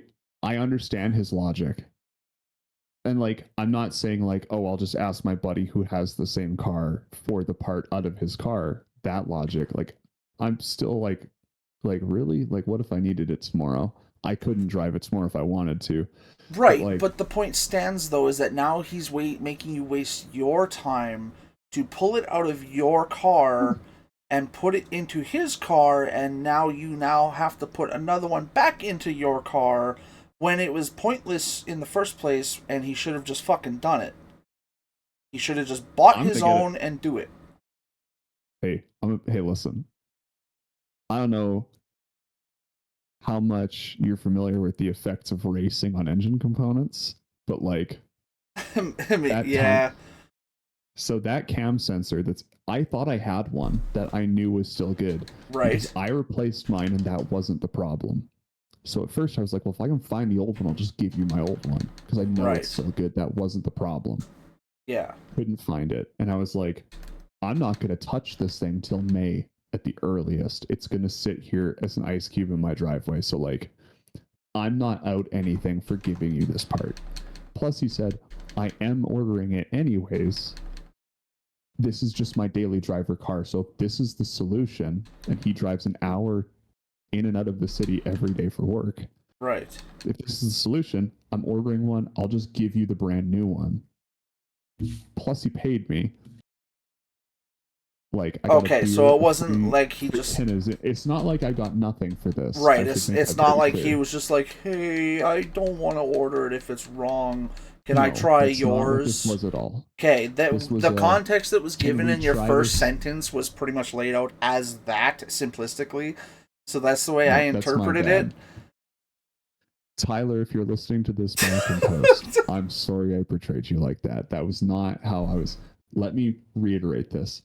He asked me if I would be willing to pull the cam sensor as a diagnostic for his car, so that he knew if that was the problem, and he was going to replace mine. Plus, he covered my time. Like, I got a beer and some Zins. Which, I bought a yeah, lot while I that's was there anyways. the buddy's So, like, payment. Yeah. it worked out, and he's one of the only guys that pays me for my, like, he's one of the few guys that pays me for my time Right. when I do work for him. So, Yeah. like, yeah, sure. If this is the solution and I can get you back running 100%, let's do it. Yeah, So, no, that makes more sense now that I have more of the story. yeah, now that And you've got the rest of the context that I omitted. yeah, no, that makes Not more omitted, but, like, sense. didn't bring up. And like you said, it's not like you walked away with nothing, and that's always nice when a buddy looks at you and says, "Hey, Yeah. I asked you to do this. Here's something." You know. He's a good dude. He's been really fun to have in my corner because, like, he is fun to work on cars with. He's got more mechanical experience than we do. How old is Just he? like time in the trade. He's 30. Oh shit. Yeah. Okay, so he's He's a couple years older than us. All right, fair enough. So I was like, yeah, sure. Like, I can help you out with this, and I have no problem doing that. Like, my car's not going to run. And we were talking about the fact that I bought a new car today, and then I'm going to go pick up the spring. So I was like, he was like, I'll get you your sensor hopefully by the end of this month. And I was like, I'm going to be honest with you. If you don't get me the sensor until like the end of May, I won't really care. Cause like, I'm going to go get this new car running and driving safely. Yeah. And I'm probably just going to whip it for a while. Yeah. I really don't care. There's going to be a race team meeting at some point in the next couple weeks, and I'm just going to tell them, like, I'm going to do maybe the October event if I go racing at all this year. Yeah. I have no... I like racing. I have no desire to go racing right now. Well, it's too expensive. I'm not ready. I should have spent more money on the car, but I didn't want to spend more money on the car. I bought a truck instead. Right. But well, I should clarify. I bought another truck instead. Right. Well, because you do have, like, more so than the racing, you have kind of had this plan set up with, like, building yourself up to the truck you want to keep forever for a while now. Yeah, and like everybody else took last year off cold turkey, and last year I slaved away all summer to go racing once, so and was now left the rest of the team kind of can pick up the slack for you. I had like I only made it once last summer because more off like a couple times was financially related, but like really it was just time. I don't have the time to go racing. Right. And I don't have the desire to drive a 20-hour round trip to spend 2 days on track and then have to like and then just get back in the truck and drive home again. So like there's things I'd like to do to simplify that process that I haven't had the time to do. It's definitely which requires more money. Yeah. And like as it sits, I don't have just the free floating cash to finance a whole race season. I'd like to just get the car done. If I make it this year, cool. If I don't, oh well. If that's not an acceptable answer, then this is where I part ways with Snoopy Panda Racing. And I'm not going to be upset about that. Right. They're still my friends. They're still great guys. Well, it's great guys. But right. Like, it's just business and financial status. They take a big factor into this, especially when you constantly have to drive across province lines to do this.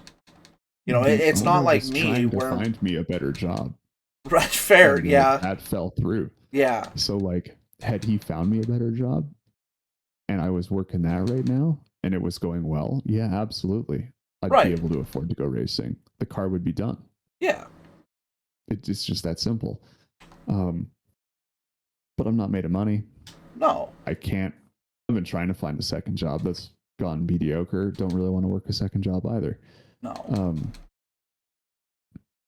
I But gotta yeah, I gotta get it's my not like current me job though. on lock. It's not as easy as like me where my, you know, my drag racing that I do, my class of We're racing. taking my new car to the drag strip. Okay, fair.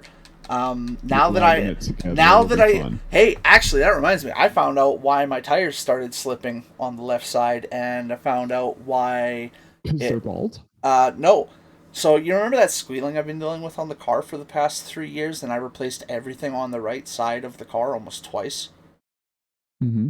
The Was the problem on the inside, left side? the back side of the driver's side wheel bearing on the front was what was squealing, and sound was emanating from the right side of the vehicle. So I I replaced the hub assembly twice under warranty. I replaced the CV axle. I replaced the rotor, the caliper. I even replaced the fucking tire.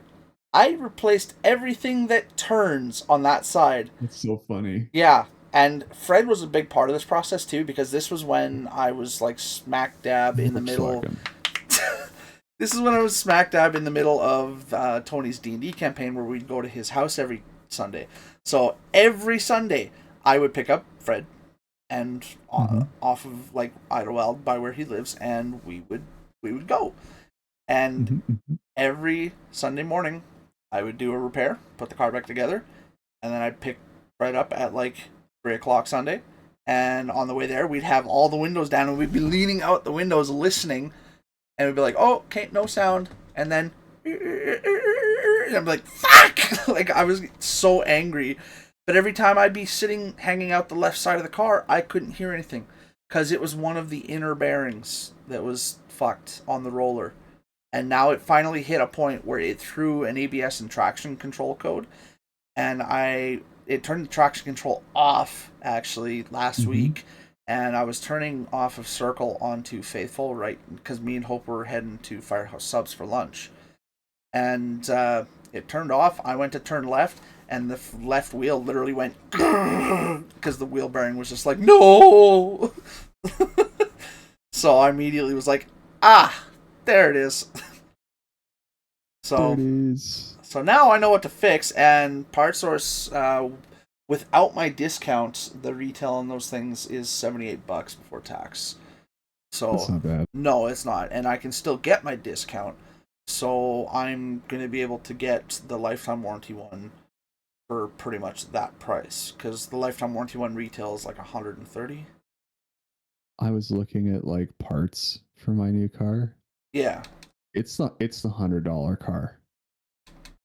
Every part I looked at was like, okay, if I go to redo the front brakes, what's this going to cost me? If I yeah, do calipers, $100 a corner. If I do rotors, $100 a corner. If I do pads, $100 for the axle. yeah. If I do rears, same deal. And then I was looking, it's like rear struts, $100 for the axle. Like, okay, now we're getting somewhere. Yeah. That's not terrible. If I go No. with upgraded rear struts, like just factory style upgraded struts, $200. Okay, hey, I can live with that. Hey, rookie. That's the thing with Like, having a car like that, is having $100 car in a lot of ways is kind of shitty because, you know, a small part is $100. But on the other side of it, the big parts are $100. And it's Yeah. hard to compete with that. it's like I know I'm gonna need one brake caliper. Yeah. So it's $100. Right. Everything else we have, like I was talking to my buddy, he was like, I'm throwing in all of the other parts you need for this, with the exception of like some oddball stuff. And I was like, okay. And he was like, but I already know where all that stuff is, so I can start picking it up for you. And I was like, sweet. Like that's Yeah, perfect. I've just accepted the Um, fact that until I have my passport and I get to a point where I'm able to afford to run down to the States, I'm just not going to be able to find a valid deal on a 67 Impala. Because a lot of those parts are cheap as shit. Sutherland Automotive still sells them. I can get a complete set mhm. of shocks front and back with the coils and stuff for like $250 total. Okay, good night, Ricky. Um, that's dirt fucking cheap. And but the problem is that nobody in Canada is really selling theirs right now, and there's actually one for sale in Saskatchewan, but it's the station wagon.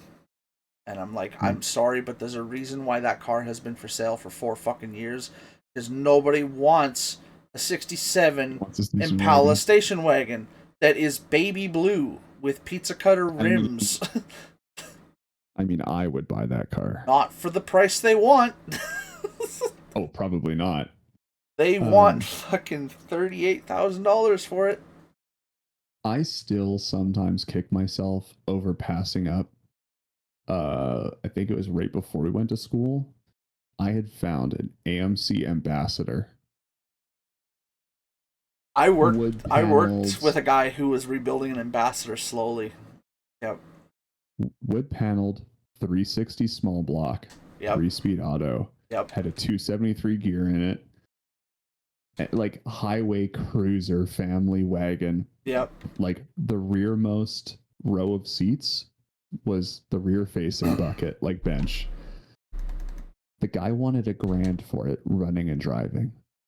And he was just south of Regina. And I was like, That's yeah. that's a pretty hot deal. Yeah. It's just like the Buick Sabre GTO. Or no, Oh, I know which one you're talking about. Yeah. the one that's a hodgepodge of a bunch of different muscle cars slapped together. But Yeah. it's a Buick muscle car, and most notably, it has the Chevelle front end. Yeah. And I was when I was looking at I it, actually know another one that was like that as well. The Beaumont Pontiac. yeah. And so I was looking at one of those at an auction in Regina, running, driving, built motor, 4-speed. It was just a car and primer, Yeah. and it sold at this auction for $1,500. And my bid on it was like my max bid was $1,400 because that's all I had. Right. And I was like, I can buy this car. I'll borrow a couple $100 to plate it for a year.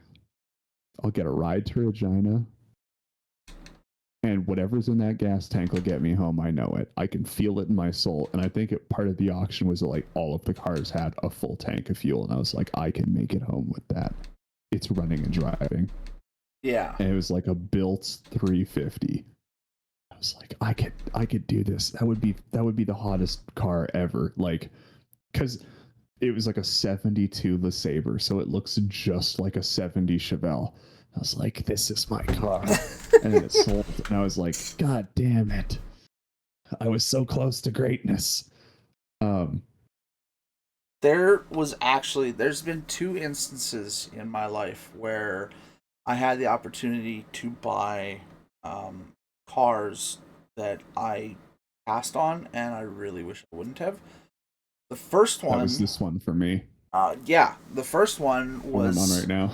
actually when I went to buy my Crown Vic when I was in high school, my '96 for $500. I had $1,200 saved up for a car, and our landlords actually where we're living now, their parents on the guy's side there were selling their father's old car, which was a '64 Impala.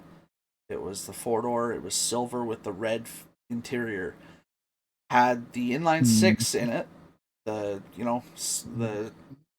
Tower of Power, and they wanted $800. That's cultural appropriation of my people. The Leaning Tower of Power is a Dodge thing. That's why I didn't say leaning. I said Tower of Power because inline six. Um, The Chevy inline six is the stunt puller. yeah, this fucking workhorse. Um, but and it was a manual, and it had bucket seats in the front, and they were selling it for $800. And I was gonna buy it, but then I got scared because I didn't know as much about cars as I do now, and they told me there was a rust hole in the floorboard on the driver's side, and I got worried about that, and I didn't know how to fix it or even go about it. So I was like, you know what? I think I'm gonna pass and buy this Crown Vic for $500. That License plates and a rivet gun, my man. that was mistake number one. Yep. And then fast forward when the accident happened with the Crown Vic when we were going to SAS Polytech for our mechanic stuff, and I had to get the town car. Before I got the Lincoln, I actually went and looked at another car for $1,000, and that was a '66 Fury, Mm-hmm. and it had the original fucking Fury floor mats in it, and running boards were original because it had Fury Powerhouse engraved right on the floor on the running boards, On like the sill plates. yeah, the rocker panels Yeah. and shit, and like everything. This was the 383, and So it was a Fury 3. it was a Fury 3. Oh yeah, and those things are nightmares.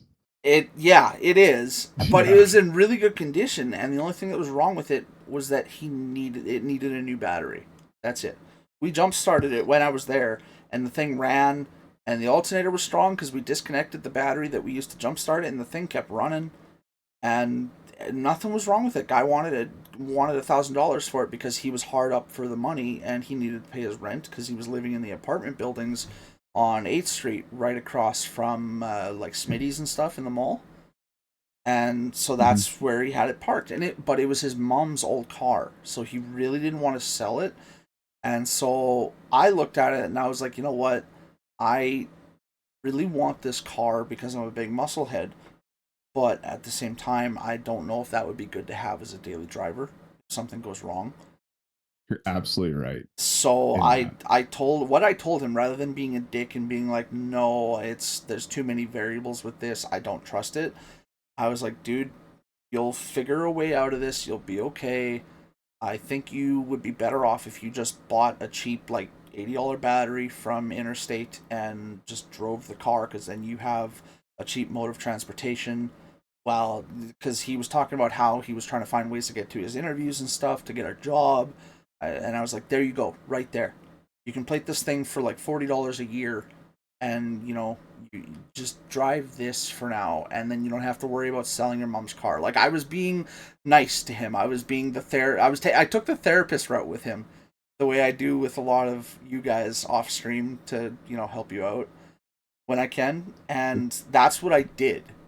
And he was like, okay, yeah, that actually seems right. And then I, the next week, went and bought the Lincoln for $1,500. Yeah, it's funny because if you'd bought the Fury 3, your fuel mileage would have been about triple what the Lincoln got out of that fuel injected 460. Yeah. Here's the this is the only problem with Fury 3s. Nobody builds repop parts for them because they were 1 year only. They were weird, weren't they? They were weird. In 1966, you could get it with a hard top. In 1967, you could get it with a hard top or a soft top. Yep. A convertible. Yep. But they were different cars. Yep. They were both the Plymouth Fury, but they were visibly very different. Yeah. The 67s look a lot like a Polara did, but they just had flat ends. Yeah. Like a 66 did. And in a 66, it's more like a Dart. So they're physically different body styles too. It's a B body to a C body. It was really weird. The thing that really drove me to it though was the fact that it was in the typical Fury blood red, inside and out. That's hot. And that was such a nice color. The beauty of the Furies is that they are just a Dodge. So it's a 323, it's a 383 big block with either a 7.0 a 727 or a 904 Yeah. 3-speed, Yeah. and you couldn't get them in manual because they were meant to be luxury cruisers. Mm-hmm. And that's why like they titted that thing out with that red velour interior to match the exterior.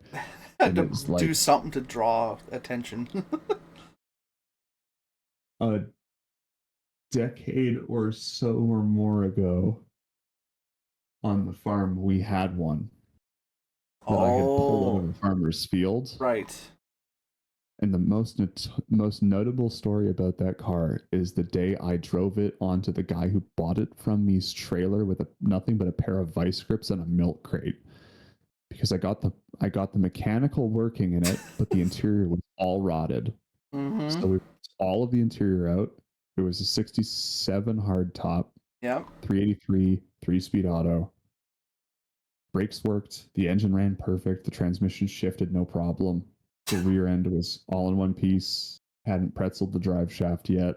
Yeah. Like the body from a cosmetic standpoint was all there. And it was like half patina, half still painted. We'd fixed the floor. I'd fixed the floor in it. Like I just needed an interior. And Right. I was into the car for like $8,000. And I just couldn't be fucking bothered to finish it. So Yeah. I sold it for $2,000. And I remember talking to the guy as he was strapping it down his trailer. He goes, "Oh yeah, I have a full interior for this thing," because his dad had bought two of them, or his grandpa had bought two of them in 1967. The bodies had rotted off of, Mm-hmm. so they gutted the cars, scrapped the shells, and had full interiors, full powertrains. Like they had all of the working components. And I was like, well, hold on. What if I was to just buy an interior? He goes, I don't want to sell you the interior because the interior I have that goes with this color Fury was my dad's. And so I'm buying it to rebuild my dad's car Right. with a fresh shell. Yeah. And like the nice part is that like you've already done all the mechanical work. So like it had a full exhaust. Right. With Yeah. headers and like a real X pipe and mufflers in it, so it was loud, but it wasn't obnoxious. Right. And Right. I was just like, God damn it. He was like, yeah, sorry. Like my grandpa, my dad, my mom all had these Fury 3s. And like, so I have all of the parts from them, and I'm not selling you the parts. And I was like, Yeah. See, fair enough, man. I I can wish respect that. I wish I could get to them where they're sitting now, but out at my grandparents' farm, like on my mom's side, the ones that are out by Spiritwood, they finally parked them about 5 years ago after rebuilding them like 30 years ago, driving them. But Grandma and Grandpa have a matching set of 55 Fury 1s, and Yep. Grandpa's is a convertible, and Grandma's is a hardtop. And they park them out in the bush, and one of them has And there they run. yeah, one of them has trees going around them, so like around it, so it's actually been enclosed by trees that would have to be get it out. But the other one's still kind of sitting there free. It just they haven't moved 5 years now, and yeah, what the hardtop is like Grandma's is baby blue, and Grandpa's convertible is banana yellow. But they had matching V8s. They had matching automatic transmissions because both Grandma and Grandpa had problems with their legs, so they couldn't really clutch very good. And yeah, Grandpa put an electric motor in with his because he just didn't have the capacity to fight with that roof anymore. But yeah, no, those are cool cars. I wish I could get my hands on those. I would like to convert my new buy into a Manuel, but at the same time, like I don't like, I would say this you know is how one of those expensive rare a ones. 5-speed for a chaser is. Yeah, I'd say this is one of those rare ones of just enjoy it as an automatic, honestly. It's like you have your race car, and this one can be peppy, but did I tell you what I paid for it, or what I'm paying for it? you Did I said mention? 1,600. Yeah. So Yeah, the reason why I had a conversation about it and like had to actually like seal the deal on this. So I got a text about it Sunday night, and the text was, "Hey, do you know anybody that would be interested in buying this?" And I recognized, I was like, "Oh, this is the car my buddy bought for his girlfriend." right. And like, she's going back to school in the spring here, so she needs money. And so the first thing that they thought of getting rid of to help fund that was, sell a car. Was the Sure. car? Yeah, And he's a hoarder of many things. So like, yeah, okay. right. I'm looking at it. I'm like, it's complete. It's all there. I was like, what do you want for it? I'd be interested at the very least. He was like, I'd take $1,000 if it was you. I'm like, okay, Okay, that's a good deal. right. And he goes, but I have somebody else that might be willing to pay $1,600 for it. I just don't trust them because they haven't seen it. I haven't given them any information. They just want it. And I'm like, well, it's like, it is what it is. It's Right. definitely worth more than $1,000. Like, if you were willing to shop it around or like sit on it for a while, you get 5. Right. But like, if you're willing to sell it for $1,000, I will happily buy it at whatever your conditions of the deal are. Yeah. And but like, I'm gonna need terms. I can't pay you up front. I just don't have $1,000 sitting around. Right. Like, and he was like, "Well, aren't you in the middle of getting ready for racing this year?" And I was like, "No, I've moved on from, like, not this year anyways. Right. I'm gonna maybe go once. Vetoed that for now. Yeah, I'm gonna fix the reliability problems with the Golf so I can drive it a little bit this summer and just make sure the ignition's gonna hold itself together. And if it holds for a couple of weeks, then I will take it to the track, and like in September or October, we'll see how it goes. Right. Just get a new timed benchmark. Like, I'm probably still going to order my camber plates at the end of this month just so I have them, because I'm going to wreck my tires otherwise. Right. And then I'm going to put my track tires on it and sell my summer rims because like, I don't need them. Yeah. The tires on them are basically shot. I had them redone, so like, they're worth $600 for the set, as opposed to the $400 I paid for them. Right. So I was like, okay, like, see about this first guy. And he was like, well, this Friday I'm going up to where the car is. I'll take some more pictures of it. I'll send you more pictures. I'll get a list of what it needs and like actually go through it. And then you can make your decision. I was like, all right, cool. Today I'm talking to him. He goes, $1,600 guys for real. He's willing to come pick it up this weekend. And I'm like, and I'd been thinking about it, and I'm still on this kind of dynamite good mood roll. And I was like, if I don't buy this thing, I'm going to be kicking myself for at least the next 2 years about it. Right. Because I want a summer car that's not a project, that I can just hit the key and go and have a little fun. Yeah. Maybe I do take it to the track and I open lap it for kicks. I don't know. We'll see where the mood strikes us. Maybe I take it to the drag strip, and like, Will and I have a like you, Matt, and I go to the drag strip and we just fuck around for a night for some cheap fun. Yeah, obviously and Matt like, would be swapping out between our cars because there's no way in hell he's bringing his. No, I got 4-door. Yeah, yeah, exactly. But we'll all fit in the car. It's like, it's fast, so it doesn't matter how quick we go. Tegan's almost to a point where she can sit without a car seat. She's technically, like, physically at the point now, but SGI regulations so fucking stupid.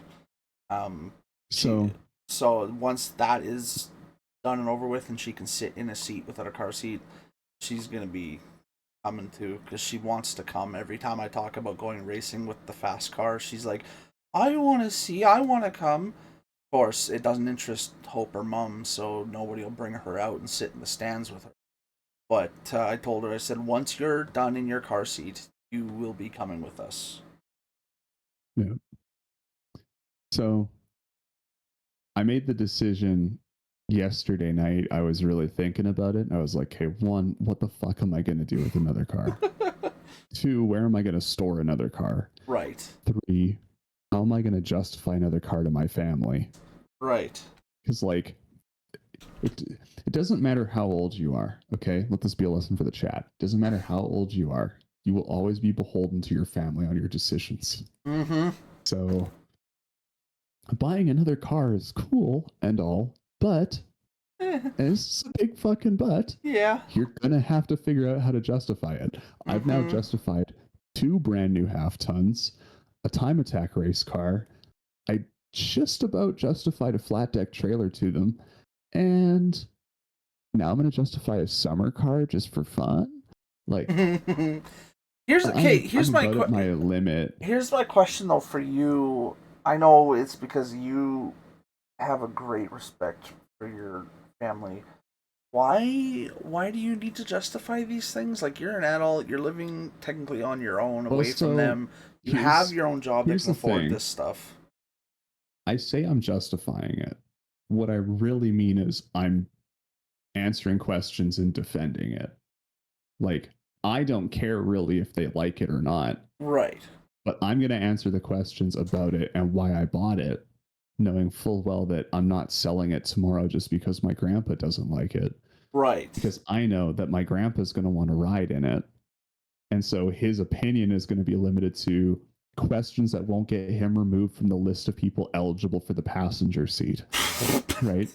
Right. Is it the coolest car on the planet? No, not really.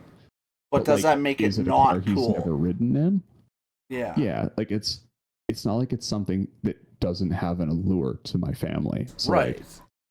Like, I always take the approach of like, I'm going to get hard-hitting questions about the purchases I make and whether or not that's a good idea. And I do have to kind of justify them. I know they're asking those questions out of concern, not what are you doing questions, right? Like, they're not like, you're an idiot, how could you do this? It's like, are you sure this was a good idea? And then I have to sit there and be like, actually it was, because brain make the funny chemical go ha-ha. Yeah. Okay. Car 2-step goes yeah. So like it's not I don't know if it's justification or defense, but like I have to rationalize it to people that have no, like, their main concern is how the fuck are you paying your bills this month? You just bought a car. And so like my grandparents were at the house as I'm getting off the phone with my buddy, because he's like, yeah, $1,600 guys for real. And I was like, listen, here's the deal. I know you. I know your girlfriend really well. I'm willing to pay $1,600 for this car, but I'm not willing to get into a bidding war. So if you guys would rather sell it to me for $1,600, knowing full well that you're going to have to help me fix it, but I'm going to be willing to meet a condition. Like, her one condition was that she gets to drive it when it's done. And I was like, deal. That's easy. That's easy. Yeah, that's simple. Yeah.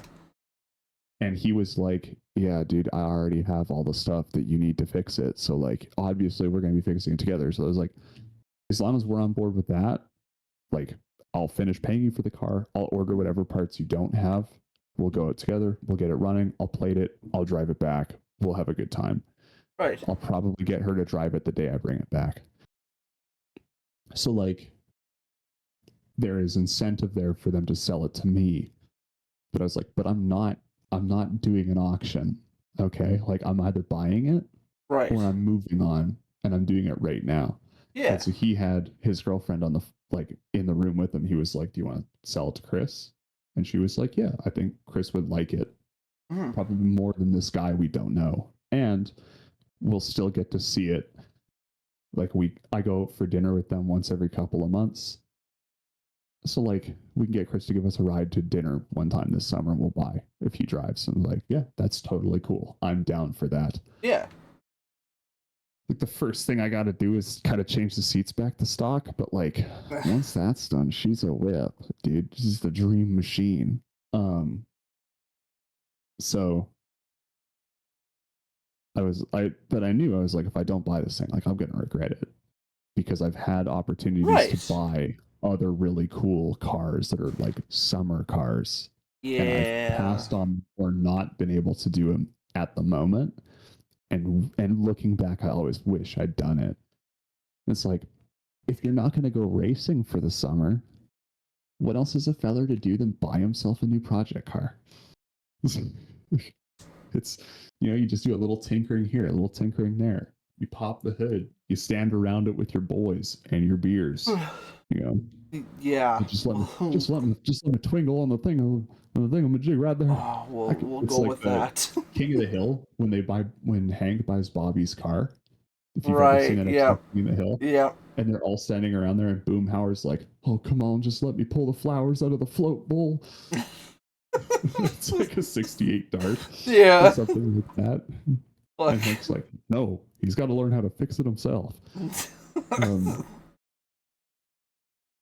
So like, it's, and I think it has enough appeal that like most of my friends will come around to like help work on it a little bit. Right. The bodywork stuff, I'm going to take it out to Nipwin and get my buddy out there to help me with. Because like he's a really good bodyman and he's really good at like that era of cars. Because he's got like at this point in his yard, he showed me, he sent me a Snapchat of his beer fridge yesterday. And he has his whole beer fridge painted in that like whiteboard material. Oh, yeah. So he bought a flat front beer fridge for his garage and he painted it with whiteboard material. It's got 7 different Civics on it that are in various states of disrepair. One of them's his, one of them's his girlfriend's, one of them is our friend Brad's because they bought a Civic off of him. One of it is another friend's who he's finishing for them. And then car 5, 6, and 7 are all flips that he bought. And then he's looking for 2 more for friends that have asked him to source some cars. And then in the bottom, in really small writing, it says, Chris asked me to find a new shell for his race car. Because I did also at one point ask him, I was like, hey, if you find a really clean Mark IV in Indigo Blue Pearl that's like missing an engine, but the body's solid, let me know. Yeah. Because I would be willing to work out a deal with you if you help me transfer everything over to a good shell. And he was like, easy. He still has not found one, which proves my point that the problem is not with Volkswagens, it's with the owners of Volkswagens. So anyways, Formula 1 testing was so fucking rad. And yeah, I would assume it would. I really look forward. If Max enjoyed it, this season. If Max enjoyed it, then well, as he said he did, then I'm sure it's going to be good. Yeah, and so Formula 1. Do you think get back to that? Do you think this is going to make them more competitive because they're also trying to learn a new system? Wow, like learn a new system as second nature, the way the old systems were, while also competing, or do you think this is going to make the racing this year seem almost a little more sluggish because everybody's trying to get their bearings? Well, so here's the thing about all motorsports at a high level. Rule changes are designed to slow the front runners down. Right. And the reason why that is because if you can slow the people at the front down, it allows the people at the back the opportunity to catch up. Because Formula 1 very specifically has a system that gives a huge advantage to teams that are at the back of the Constructors' Championship. Right. In development time above and beyond their cost cap. Now, can every team afford to use that advantage to its fullest? Maybe not necessarily. But when you're talking about wind tunnel testing time, track testing days that you gain to use, like, because so teams can test their cars, and I test very loosely, in the form of media days. And every team gets a number of them that they're allowed to use every year. The teams from like 6th place down, which would be considered like Formula B, get more of them because the FIA understands that the team running that car on track is going to give them data they can use to refine the car, even if they're not doing it in an official test. Mhm. because those cars are so wired up that you can't not get information out of them. They're computers, and by turning laps, they're generating information. Mhm.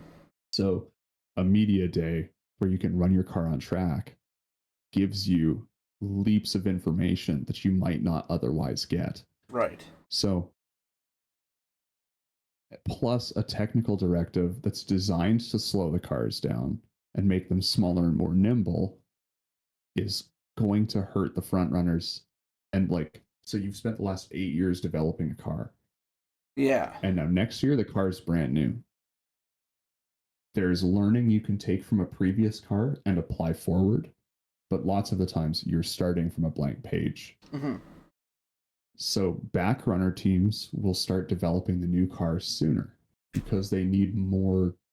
They need they need more of an advantage in development, because development is the rat race of motorsport. Right. Endurance racing has done this. Rally racing is currently going through this with their new class system. The class system's going into 27, which is next year. It's basically like the open class is what would at one point have been considered like Group C, which is like a factory car with a roll cage and some modifications. But Yeah. there's like the speed ceiling is much lower now in order to tighten up the pack, like the standing order. Right. Right. So it'll be cool to see how that shakes out. I do think the racing is going to look a little slow, at least for the first couple weekends, because there will like Formula One drivers are generally very adaptable, Right. and they will all have a significant amount of sim time with the new setup elements of the cars, Mhm. specifically being how the new aero works and looking at the new steering wheels that lots of teams have announced or like kind of shown off. It's like this is what the steering wheel will look like ish, Yeah. because they're not going to just show that. They're much simpler from a operator point of view. Hmm. So there's less for the driver to constantly be fiddling with. So I think that'll help make it a little closer, but there's always gonna be that learning curve. The first year of a technical directive change is always very interesting to watch. Yeah. Just from it's really hard to guess who's gonna come out where. And you never really know how it's gonna shake out. Like right now, pretty sure not McLaren, sorry, Mercedes and Red Bull are gonna be the front runners. It could be Williams. And that's actually kind of where my money is, because they've spent the last 3 years developing this car. Right. So they have a huge leap and bound understanding of how this new car is going to function, given all of the testing that they have diverted from their other car into this car over the course. Because like they started out and they were like 75% of the year developing the current contender, 25% the 26 car. And Mm. 24 happened. They were like, it's 50-50. We're going to develop the current contender. We're developing the 26 car. Yeah. Last year, Williams came in. They were like, we're going to suck this year. We're going to develop this car for the first quarter of the season. And everything after that goes into 26, because that's really all we care about. If we want to be competitive again, our only chance is going to be next year. Because if we can be competitive going into 26, we're leaps and bounds ahead of where we are right now. Yeah. And Williams last year was extremely competitive without all of the development time. Yeah. And I think that worked in their favor because they realized that they could simplify process in order to create a more refined product. And that paid them dividends last year, because lots of teams kept trying to develop the car in order to make it just that little bit faster. Yeah. Because they were like, if we can make this car a little bit faster, we might be able to make next cars a little bit faster, or like next year's. Right. Right. But like, eventually, you can't Once you hit the pinnacle of something, you can't develop past that point. Red Bull had that problem coming out of 23.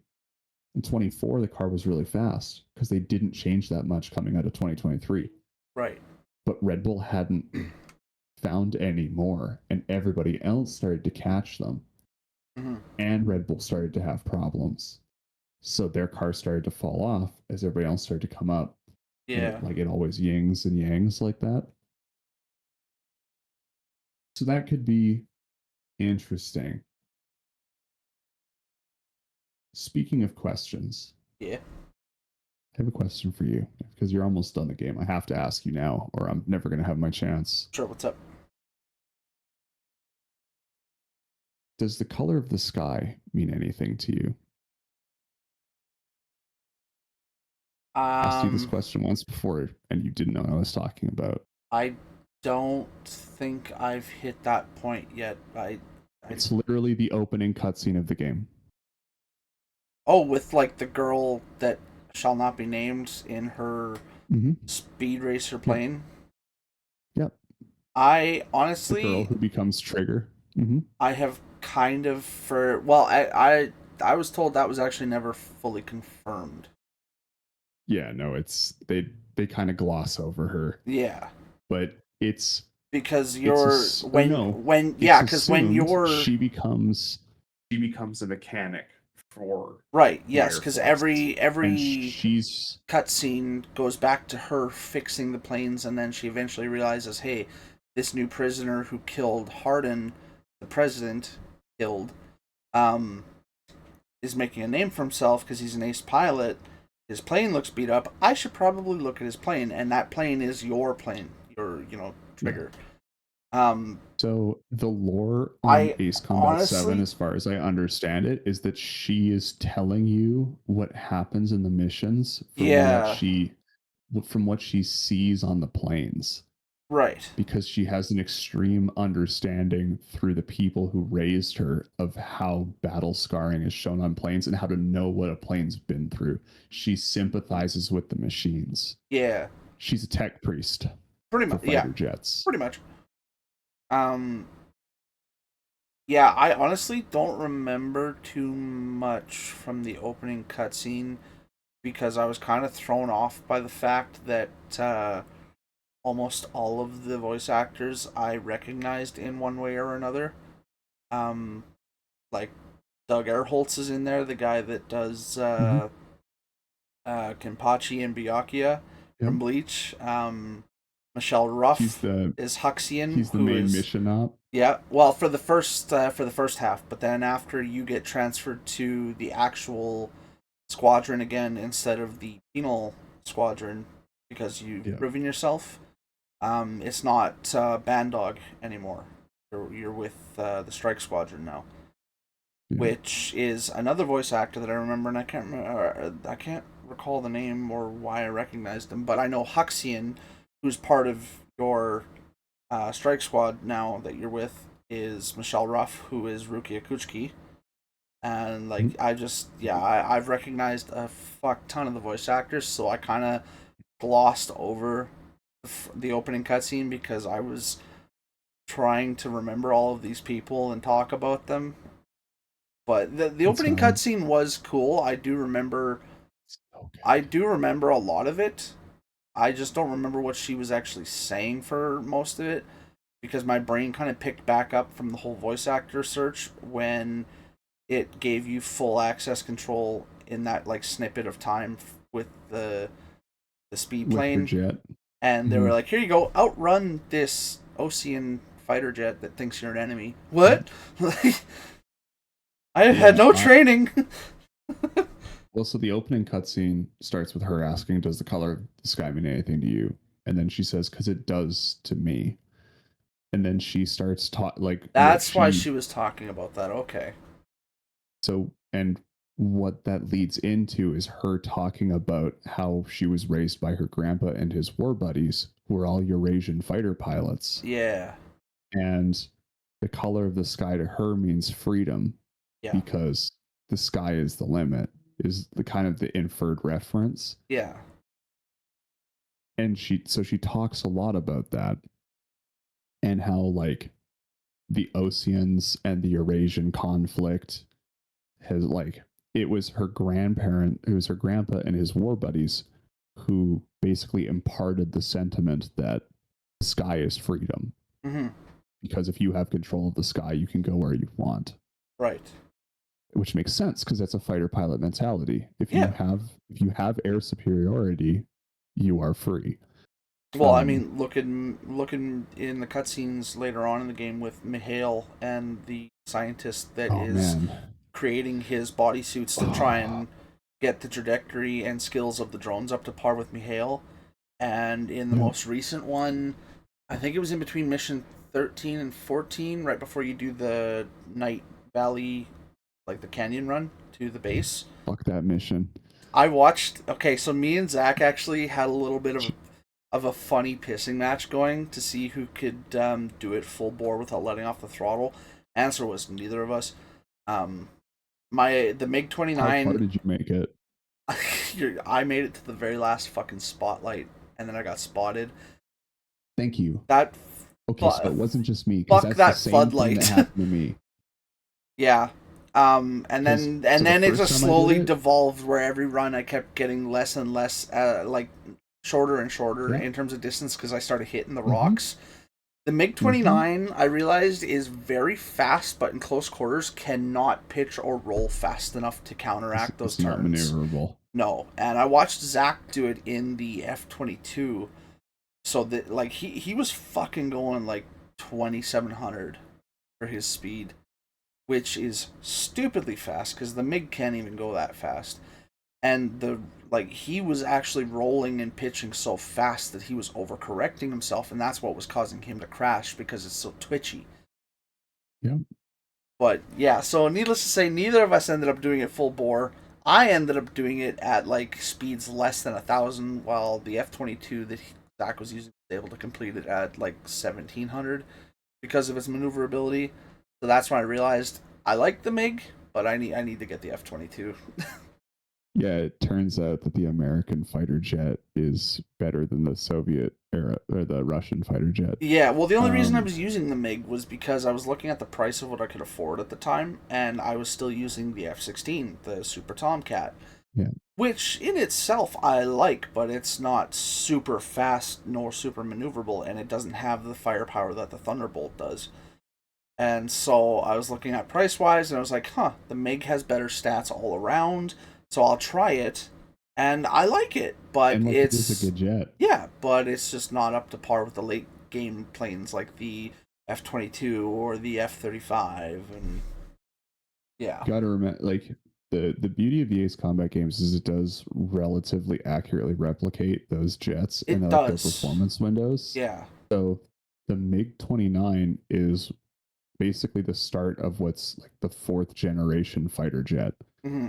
Because an F-16, like the F-16 is the end of the 3rd generation. Yeah. And so the F-16, the F-15 and 14 being 3rd gens were the best of the 3rd gens. And then the MiG-29 came out and could school them. Yeah.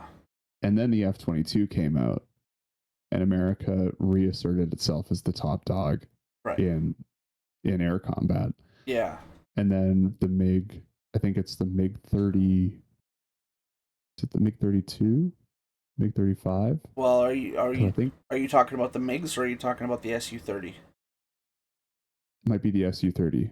Oh, like the one that Mihail flies? Yeah. Okay. Well, that's weird actually, because the first time you run into Mihail in that like clouded valley run, he's driving an he's flying an Su-30 XM. But when you actually look on the plane list, because like Zach owns all the planes because he's played the campaign like 5 times, he really enjoys that game, which I was kind of surprised because I never really took him as like a simulator kind of guy. But it was really cool, so he was showing me a lot of the planes and stuff in the free flight mode, and Mihail's actual plane is an XU-90 or something like that. And so because it falls into like the prototype tree of planes. The one where it starts hitting like fantasy names and shit.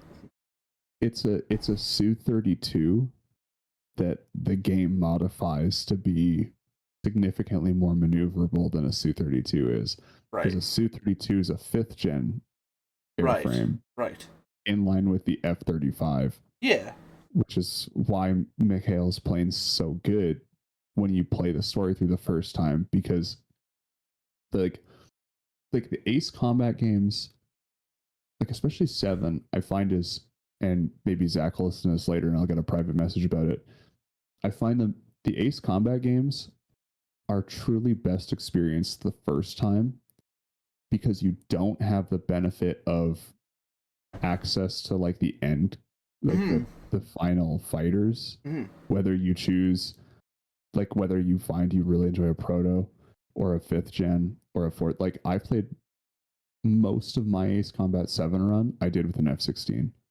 I think I yet to make it past the Valley run, to be very honest. I just can't do it.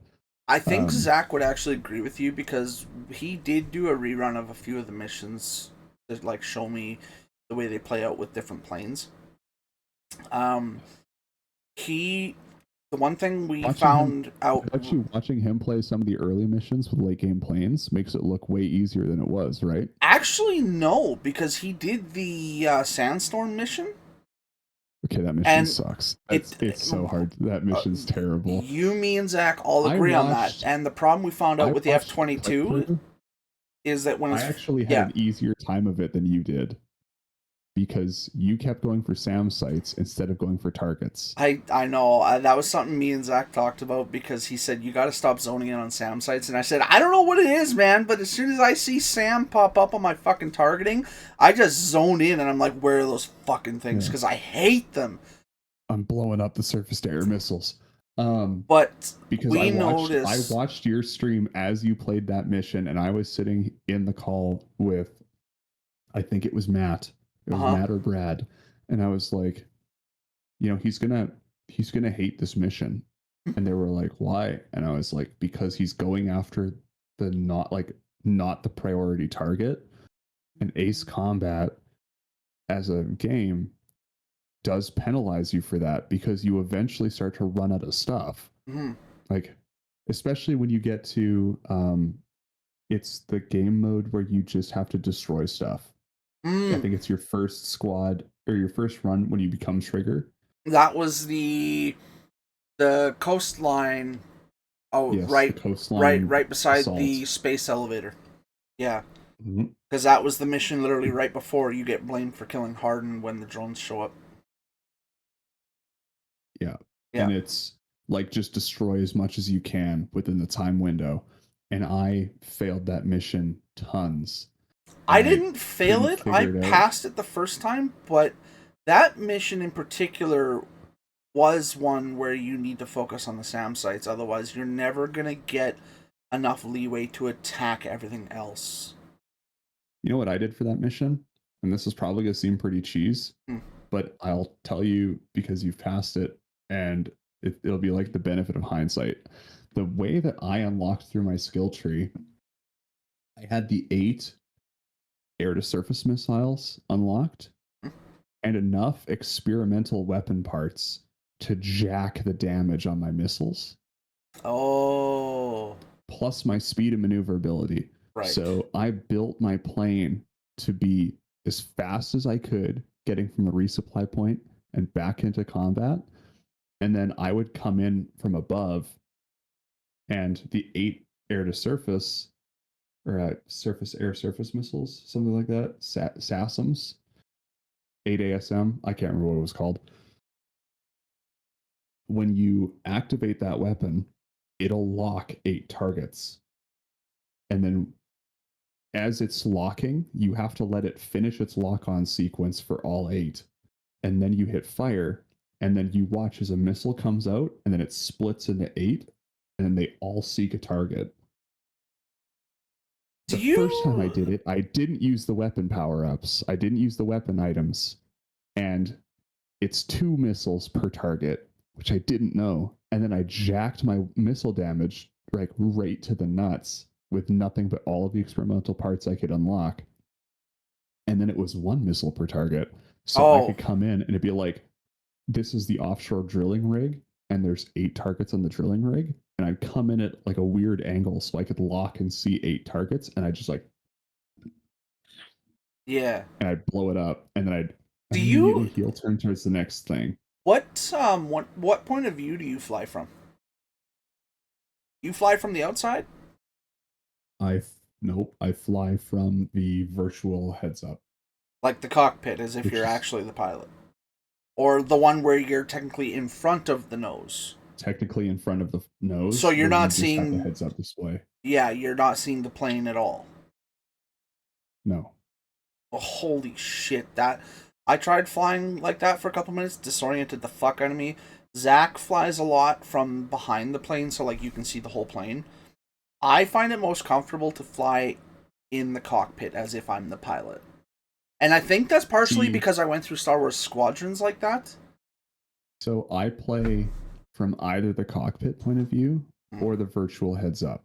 Right. The virtual heads up is nice because you can move faster. So in missions where you just have to destroy stuff, or you're just seeking single targets, Mhm. it's easier because you have a more complete field of view, Mhm. which makes sense because in almost all of those planes, the actual headgear that the pilot wears allows them to see targets the plane can lock below their actual frame of view. Right. Because you can't, in a fighter jet, you can't see below the dash, right? There's Right. nothing there.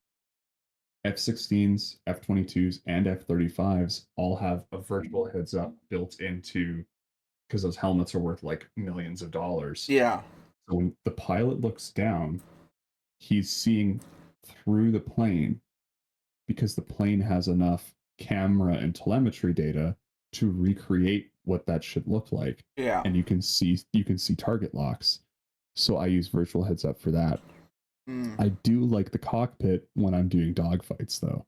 So like the first time I did Mikhail, and you're like, I played most of the game that I've actually gotten through at this point, where we should be about the same point. If anything, you'd be one mission ahead of me. I'm one mission ahead of you Right. because I completed the Night Valley run You completed the canyon run? into the base warfare. Yeah. So And I did all of that from the cockpit. it's possible. I'm not It saying is. it's not. It definitely is, but it wasn't easy. I think- It took me like 7 tries. It's purely a preference thing, but like It is. It's whatever's most comfortable for you. I liked the cockpit view up until I hit the coastal destruction mission and the valley mission. And those two missions, because they're not back to back, but they're close enough together that like I need to be able to see everything that's in front of me. Mhm. The problem is that like you can see everything, but you don't know where the bottom of the plane is. And like the cockpit view, I think actually makes that worse. So like you're doing the valley run, and the first couple times I did that, I was like, all right, I'll take it slow. And then I kind of figured out the course. And then I was like, I keep crashing into stuff, or like I keep getting spotted by cameras. Yeah. What would Jeremy Clarkson do? Speed and power. That's obviously the ticket here. Right. And so I would speed and power my way through it. And I had the same result as you and Zach. The first time I went just full bore, I made it to the last camera. Yeah. And then it after caught that, me. it just got And worse it and caught me worse. right as I was hitting the end of its, like it panned back over, and I was like, I'm gonna make it. And it was just like, click. There he is. Yeah. Oh, trigger, they spotted you. Mission failed. No, they didn't. No, they didn't. Yeah. And dude, halfway to Mach, fuck, what do you mean? Yeah, we also noticed something else with that mission. If you're in a faster plane, I noticed with Zach that if you're going like faster than 2,000 and you dip above 600, as long as you don't go above 700 and immediately drop back down, like if you go to like 670, because that can happen very quickly, because it's just like feet, right? Or is it meters or something like that? Either way. It's feet. Yeah, so that'll happen very fast. I watched him jump to 685 and then immediately jump back down to 590, and it didn't flag him. Because it tells you to stay below the hard wall of 600, or else you'll fail. But I literally watched his altitude go boop boop, and didn't tag him. And then he was like, "You saw that too, right?" And I was like, "Yeah, it didn't fucking flag you. What the hell?" So we noticed, yeah, if you're going fast enough and you blip the altitude, it won't tag you. But then he went to 630 and he stayed there for longer than 3 seconds and it tagged him. Yeah. That mission kind of goofy. It's every run I did, I tried to keep it as close to the ground as I could. Right. Because my logic was the closer to the ground I am, the less likely they are to see me, even if I wind up in the camera's field of view, which actually is correct a couple of times. Right. Because certain cameras, you can see the light as it pans along the canyon wall. Yeah.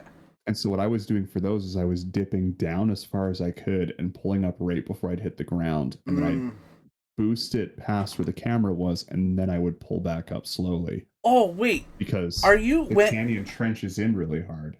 Yeah, it does. When you're not taking a turn, are you flying level?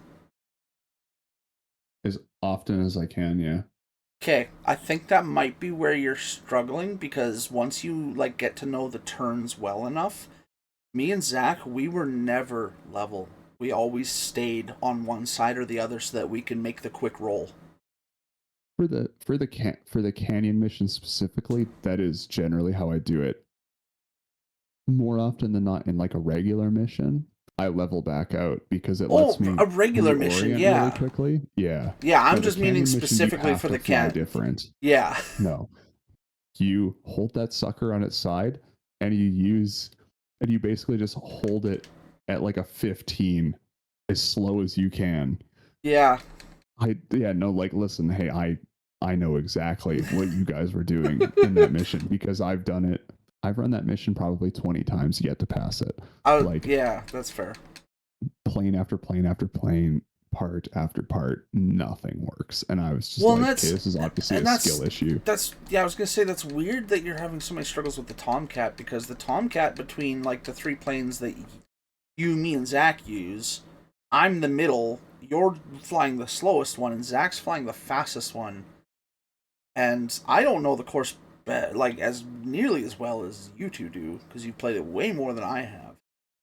And I just I mean I get because it's slower. The Tomcat's roll ability is also slower than the MiGs as well, so that also can be an issue. So that would kind of be one of those things where once you come out of a turn, you'd have to be like preemptively rolling to your next position.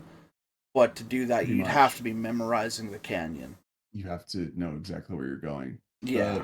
Kind of the happy medium that I found was actually the F-15, the Eagle, because that's the F-15 is like a perfect middle ground between the 14 and the 16. Yeah, I guess as the naming scheme would imply. Right, makes sense. But it rolls just fast enough that you don't have to be ready for the next turn, and it's maneuverable enough that you can make last minute adjustments if you've miscalculated where the camera is as you're passing underneath it. It's like it looks like it's above me, but I'm actually dead level with it because I was trying to pitch the plane up too hard and I've climbed up without realizing it. And like the F-15, you hit the bumper to go the other way and it immediately drops 300 feet. Right. And then I'd like level and roll with whatever my next turn was because you'd see it from higher up. I'd drop and roll, boost underneath it, and then make my next corner, and then start the climb and slow down, and then figure out where my next corner was, drop, roll, make my next corner.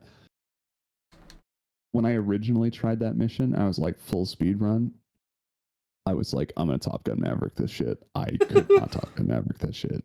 I think that's probably where both you and Zach were like, we're gonna Top Gun Maverick this shit. Who's that even? We actually Highway to the Danger Zone in the background. I was just gonna ask, am I the only one every time I get in the cockpit of one of those planes in the game, I start hearing fucking Kenny Loggins start playing? Especially when you're playing from the cockpit. Yeah, because with the cockpit you can see the air resistance, like you can see the air streams yeah. off of the front wing by the canopy. Like the So like very first you heel mission. turn it and you pull a J turn and you just see the Yeah, the very first mission when they give you like the debriefing, and then at the beginning of the mission when you're all in the air flying, and they give you your targets, and then you suddenly have control of your plane, and they're like, "All right, weapons free, go at it," and you do that nosedive, that hard nosedive. I immediately started hearing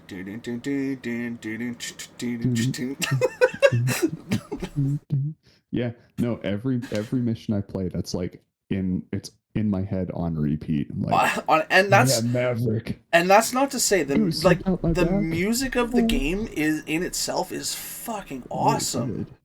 But honestly, once I'm done Really good. streaming it, I'm gonna play through it once more just for fun, and I'm gonna turn the music off in the sound options, and I'm gonna have fucking Danger Zone playing on repeat, just to have that feeling.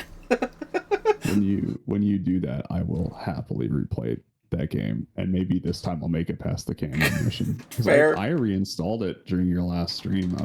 Oh, that's yeah. I was like, you know what? I kind of want to play Ace Combat again. It's too bad they didn't have a game like that where like the story mode was co-op, you work together.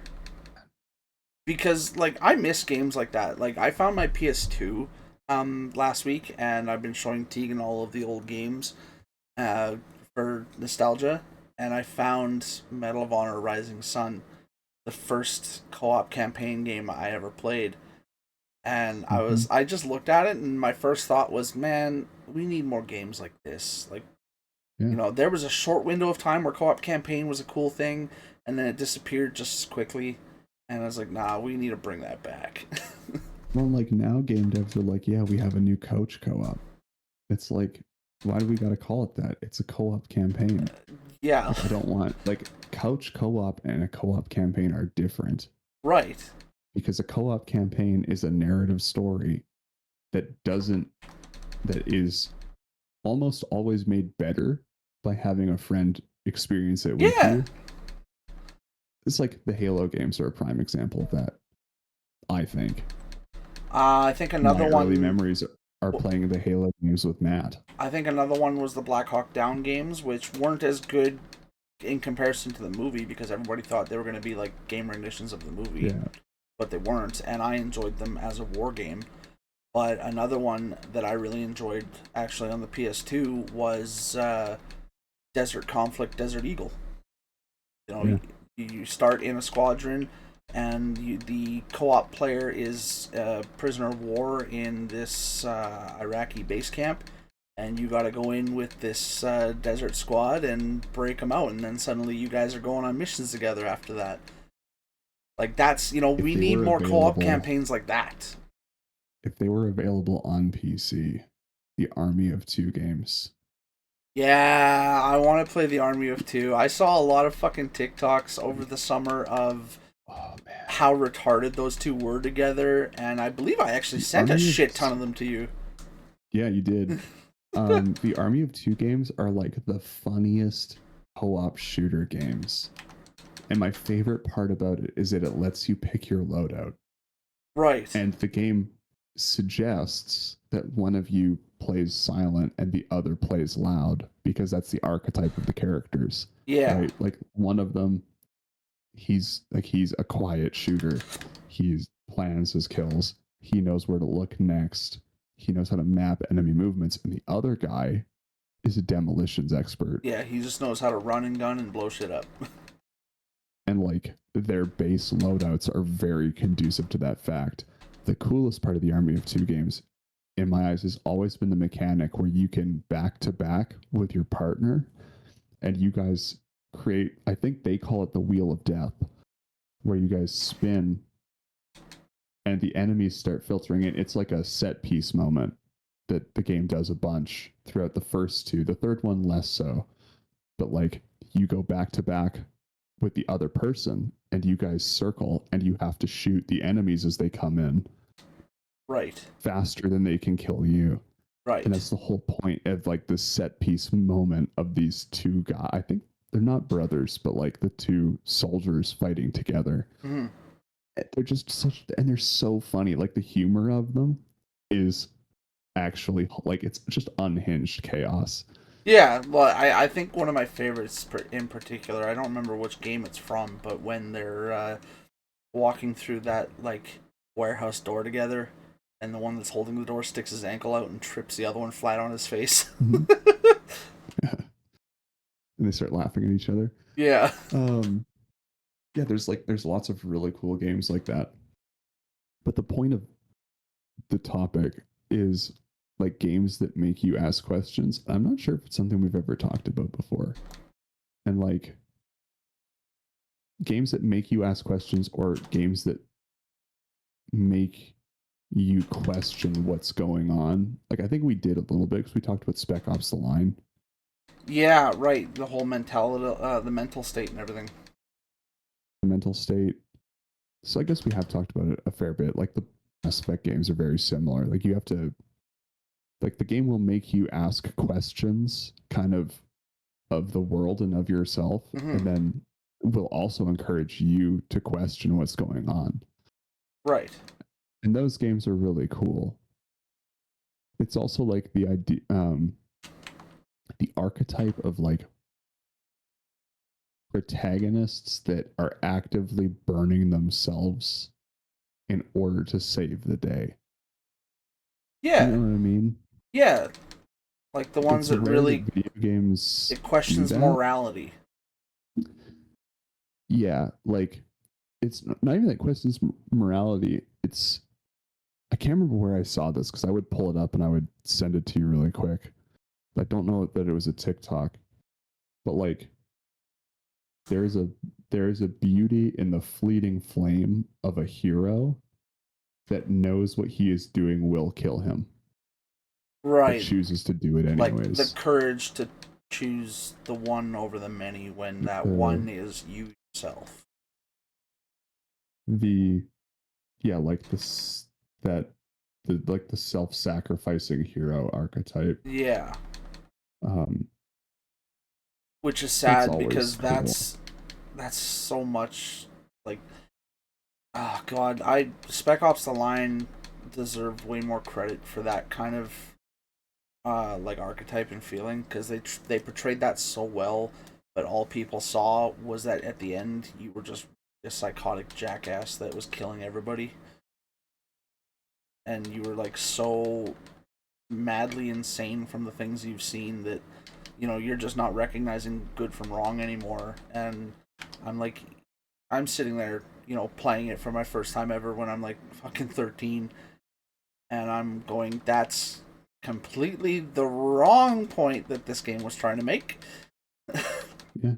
Like there's a reason why when the whole army showed up to get him, they didn't just kill him on sight, they arrested him because they knew that they had kind of put him in that position. Yeah, it's now I'm trying to find like my saved stuff on Instagram in case it was here. I'll find this. Oh yeah, that's also something I wanted to tell you. Watching the videos you send me on Instagram is a real fucking chore because I don't have Instagram. I know. It's a real chore to send them to you too, but I have to do it because it's funny.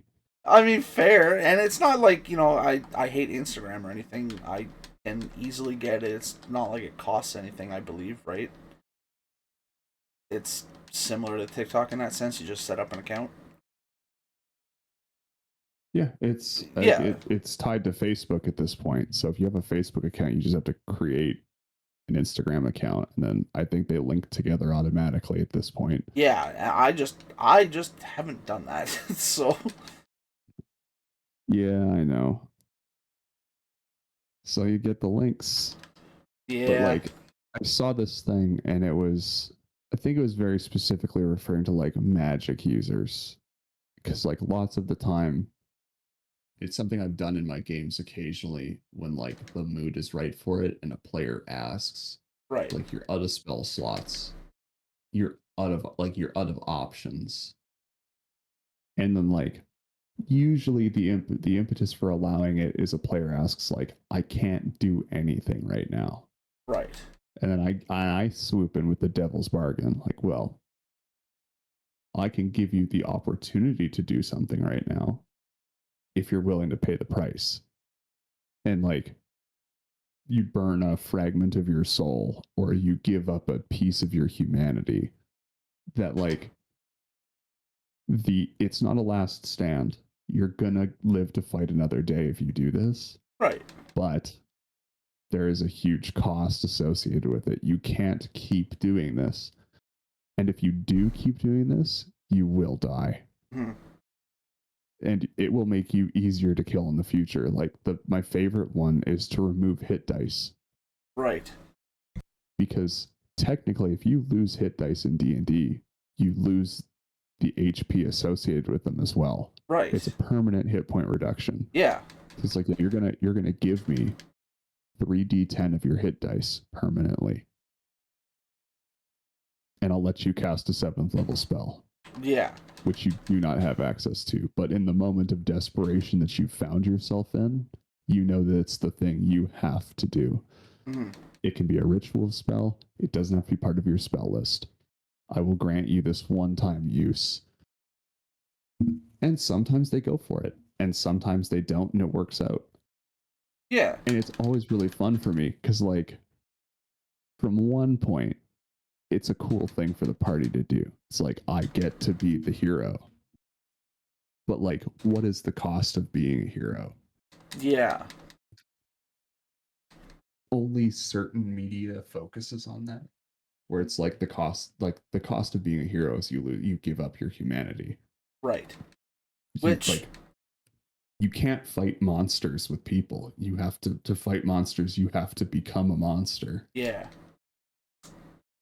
Be cautious of what you hunt, for you may become what you seek.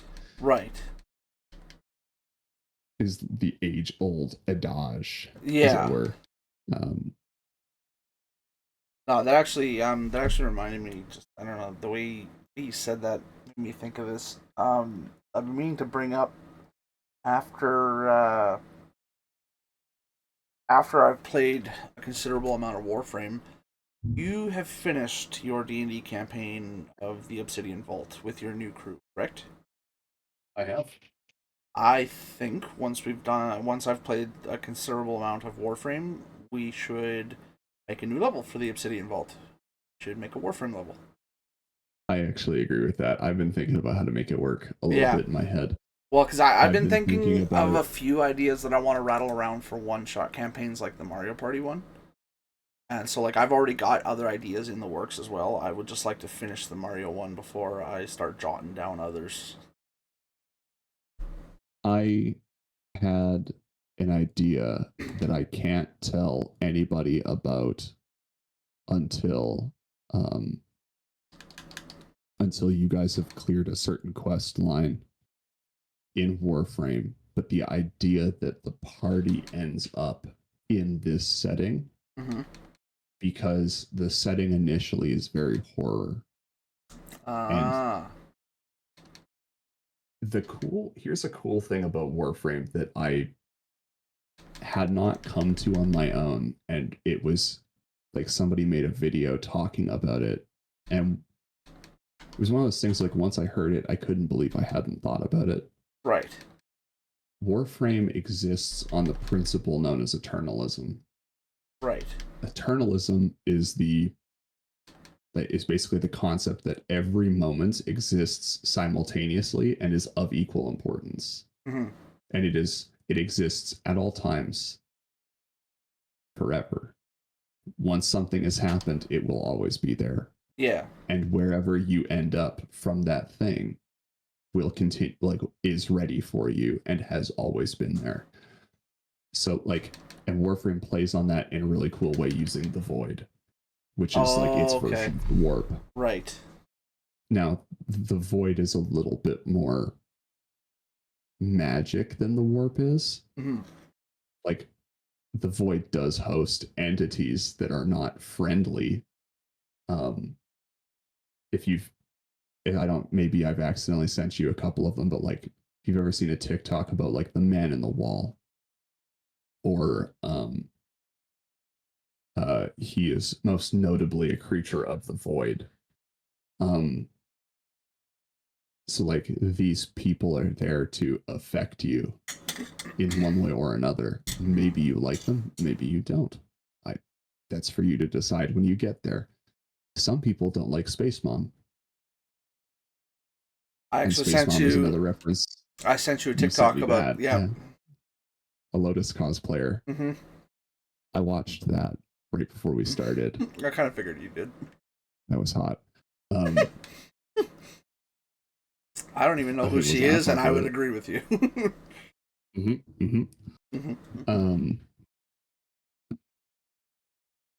You could see the brain cell ping back and forth as we both did it. Feel the dynamic friction. But like, without eternalism, Warframe doesn't function because of the way it plays with time. Mm-hmm. And like lots of quest lines, especially later into the story, play extremely heavily with the idea of time as this static, ever-present thing that we are transiting through. Right. Like, it's fixed in place. You walk from hour 1 to hour 2 to day 3 to month 6 to year 352. It's we journey through time. Time does not flow through us. Yeah. And it justifies a lot of things in Warframe that don't make a lot of sense in a way that doesn't feel janky or broken. The other thing I saw about Warframe today that I think might actually grab more of your attention than anything else is that lots of MMOs, you hit a point where you're like certain games, maybe not just MMOs, where you hit a point where it's like, I really wish there was just a little more. Like I want a little bit more. And Warframe has that all over the place. If you pick something that you want more, there is more. I want more lore. There's Lavirian. I want more, like, I want more weapon potential. Or like, I don't like this weapon. There's more weapons. They can be built to do more damage. Like, every weapon is viable to every degree if you're willing to do more. It's a game that highly incentivizes you to just keep playing it. Yeah. Without ever forcing you to buy anything. Like, the more you've explained this and the more I've seen like bits and pieces of people playing it on TikTok and like the videos you've sent me about it, the more Warframe is starting to really envision, well, that too, but the more it's starting to envision a futuristic sci-fi version of everything that appealed to me with World of Warcraft when I play it, because I can't even say that when I first started playing it, because that still appeals to me with World of Warcraft. That's why I've played it all these years. It's not just out of nostalgia. It's because all the years I've been playing it, there's still more things to do. And that's what makes it enjoyable for me, because there's no timeline to do this stuff. It's just like, hey, if you want to take a year break, we'll be here when you get back. You ain't gonna, nothing will change. You'll be able to come back and pick up where you left off. I was talking to the person that Sherpa'd me through my new player experience in Warframe. Mm-hmm. And we were talking specifically about how I'd been Sherpa'ing Brad. And I think you and I talked about this before we started the podcast. And I've watched a video on it that kind of leans more into his way of thinking, and there's my way of thinking. Neither are necessarily incorrect, but I do get his point. So when he started playing Warframe with me, he was bouncing me across the origin system constantly. Right. It was, and that's fine, because I didn't really know what was going on. Right, so you were just trying to make sense of it while he was directing you. The problem is that Warframe does lay out a path. And if you follow the path, you will eventually get to the same place. Right. But I was like, I kind of want this thing.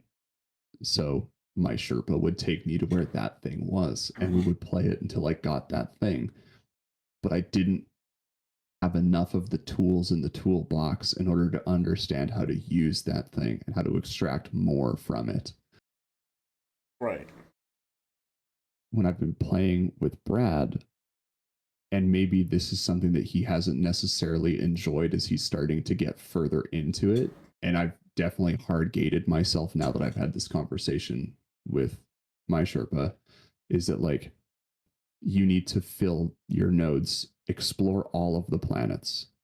Once you have access to all of the planets, we can go back to bouncing around. Mm-hmm. Just trust the process.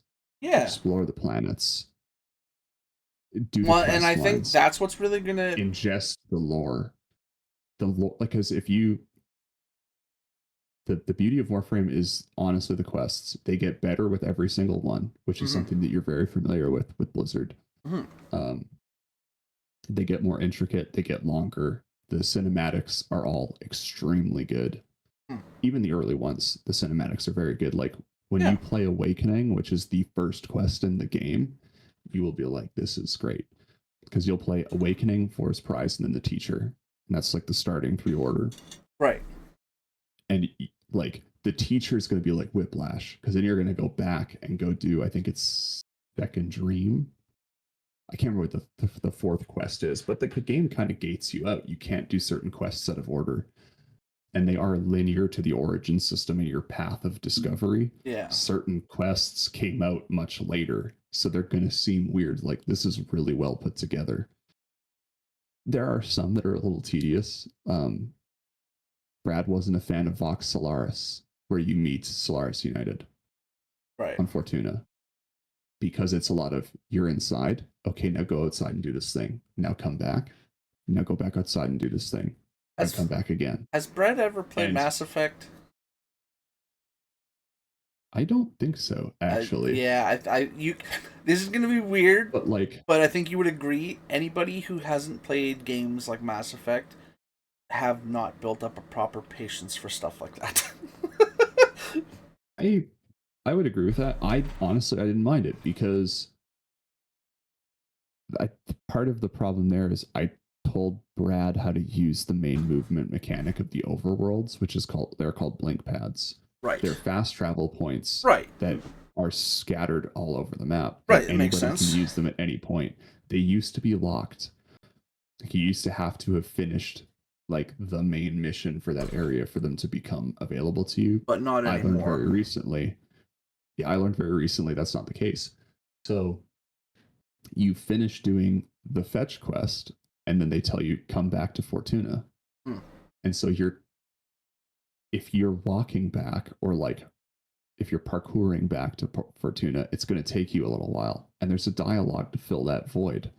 And the dialogue's really good because it's telling you a lot of what's happening right now around you. Right. If you use a blink pad, you get stuck waiting for the elevator to open, because the elevator doesn't open to let you back into Fortuna until the dialogue is done, because that dialogue is quest relevant information. Right. And they can't play it once you're in the elevator because it starts a loading screen. Right. So it's like they're pretty much saying, do you want to be, hey, you need to listen to this. Do you want to look at the view outside, or do you want to be stuck in a metal box for 10 minutes while we finish talking about this? Because like none of them are 10 minutes, but like they but it's long-winded. The premise of like, hey, do you want to listen to this that could potentially tell you more about this like world and what you're doing here, or do you want to just go outside?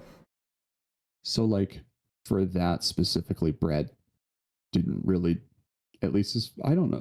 I'll talk to him about it while I'm at his house for the next week, because I'm very curious to like actually pick his brain a little bit about it. I'm curious as to whether or not he felt any connection to Solaris United as he did that quest. Right. Because lots of people love the Vox Solaris quest. And like his point when he was doing it was like, if I'm going to have to sit through a loading screen anyways, why couldn't this have been a cutscene? Valid. Fair. Vox Solaris is an early quest. It's the second open world. Yeah. So they just hadn't got that far. It's like that wasn't a thing that they had thought of. Well, and it's kind of Heart of Deimos. It's kind of the lots same. Of that. It's Yeah. side quest, like it's cutscenes. Right. Well, it's kind of the same premise as like Mass Effect 1 with elevators, right? Every time you're at the Citadel, you're hearing just news snippets of missions you've already done Yeah. because that's their way of loading the next area while you are in the elevator, so it doesn't actually like it's a hidden loading screen, you know what I mean? The game is granting you information about the actions that you have done Yeah. in a non-intrusive way, Yeah. which is good. Like Digital Extremes started Warframe 13 years ago. Yeah, so like You can full see swing when Mass Effect would have also been in production. where they drew inspiration early, and you can see how much they advanced later. Yeah. Like Veilbreaker, the New War, the Old Peace, um, Heart of Deimos, Jade's Shadow. All of those are quest lines that showcase how good Digital Extremes has gotten at making story Hmm. and like showing you story, relaying you that information. Yeah. Because I'll be honest, Brad was doing Vox Solaris. I didn't remember half of it. He asked me, he was like, why doesn't the elevator open? And I had to look over at his stream in the Discord call, and I was like, that's because like Ticker's talking to you right now. And you should listen to what Ticker is saying. Yeah, but it's also Because giving you an Ticker's out if you want. like, because Ticker's a relevant NPC, and until he's done talking, you're like, it'll be Ticker, then Yudiko, and then maybe Legs. I don't know. Yeah. It's different every time you come and go from Fortuna during this quest. And then the last time you finish this quest, you get the greatest cutscene of all time, which is We All Live Together. And so, like, Yeah. the way it's done seems ramshackle Mm-hmm. when you go into the next open world based quest line, which is Heart of Deimos, Yeah. where it's much more put together. Every time you come back to the Necrolisk, there is dialogue that takes place while you're in the Necrolisk. Hmm. And you go talk to those people and they tell you what the next thing to do is, and you go back out and they talk to you while you're doing it in a pacing way that if you're fast, you can complete it while they're still talking. And then like the conversation will end and then they'll start their like wrap up. They'll be like, all right, come back. And they'll start talking about something else like that has to do with the area or with the family. Mm-hmm. And so it's more organic delivery method. And then like Angels of the Zariman, very cutscene heavy, but also very exposition heavy. It's if you don't want that, you don't want that. I can't tell you you're wrong. Right. The only thing I can encourage is that like experience it for what it is, because you only get to experience it for the first time once. Yeah. Right. It's like every Warframe expansion is like that to some degree. Like that first run, because you don't know what to expect. lots. Jade's Shadow, dude. If I could play that quest line again once more for the first time, I remember not enjoying it the first time I played it. And then like you get to the end and you're like, oh, it's over. Like that sucks. I want to do, and like I don't want to do it again because I don't want to run it a second time and be like, this isn't as good as I remember. Right. Like, Right. or this, it doesn't feel the same. Right. You don't want it to because lose its value. It's not like reading a book. The second time doesn't necessarily uncover like some, you know what? I think Well, maybe it is a little bit like no, reading a book. for me it is, because when you start reading a book you've already read, you know what's going to happen. So that wow factor of like what's on the next page isn't there because you know what's on the next page. The counterpoint to that why I was like, maybe it's not, maybe it is like reading a book, is that when you read a book the second time, yes, you know what's happening, but you will also pick out details that you didn't notice the first time, especially with books. I don't, maybe this is just a me thing, but like, so every time I've listened to Bobaverse, I've picked up new details that maybe I've missed or forgotten. Right. And, or like didn't register the first time I listened to it or read it. And then so And like that little nugget of information that you just missed, or you didn't grab onto, now makes something else make sense. Then you Right. get a little further and you get another one of those, and it makes a little bit more sense. Like It's Warframe is a game where eventually it starts to click, and it's like Neo in the Matrix. It like you start right. to see not what's going to happen, but you start to understand the big picture, which is I Right. think something that Warframe does very The well. foresight starts kicking in. You gain the ability to understand and sympathize, which is hard to do up front because Warframe you play as a semi-sentient robot of mass destruction guided along by Space Mom. And Space Mom's going to tell you what to do and how to do it for the most part until she doesn't because she's not Space Mom, but she becomes Space Mom again. So let's not worry about that. Right. Um, and you meet a very interesting cast of characters as you progress through the origin system that help you fill out the worldview. Like I gave you my ramshackle explanation for Warframe. I gave it to my roommate last night because I was telling her that I found like a really funny way to like simplify Warframe lore that I thought of. Like that's not something I saw in a video and I just regurgitated. I'd been thinking about it for a little bit This is and something like you pondered and eventually fell into place. I used my knowledge of what's there at like a late game stage to help fill in a new player's perspective. Hmm. So, and the question that tipped it off was, what's the deal with the origin system? And it was Brad's fiance that asked it. Mm-hmm. And I was like, that's actually a phenomenal question because that's not something that someone who's playing Warframe would think to ask in the moment. Especially Right. if like you're brand new to Warframe, you'd never heard of the game. You boot it up and you're in the origin system. Well, Yeah. everybody who's attended a science class knows that that's the solar system. So why is it called the origin system?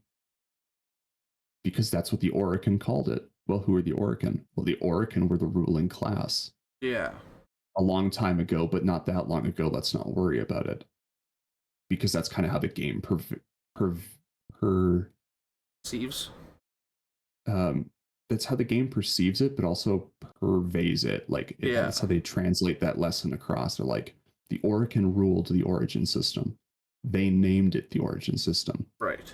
But where the Orokin went, where the Orokin now, their empire collapsed. It was a long time ago, but it might not have been that long ago, depending on who you ask. Right. Don't worry about it too much. And even as you get into later quest lines, they never really talk about what actually happens to the Orokin. The closest you get is an NPC at the end of Old War. Because you eventually unlock, we call it the dating sim.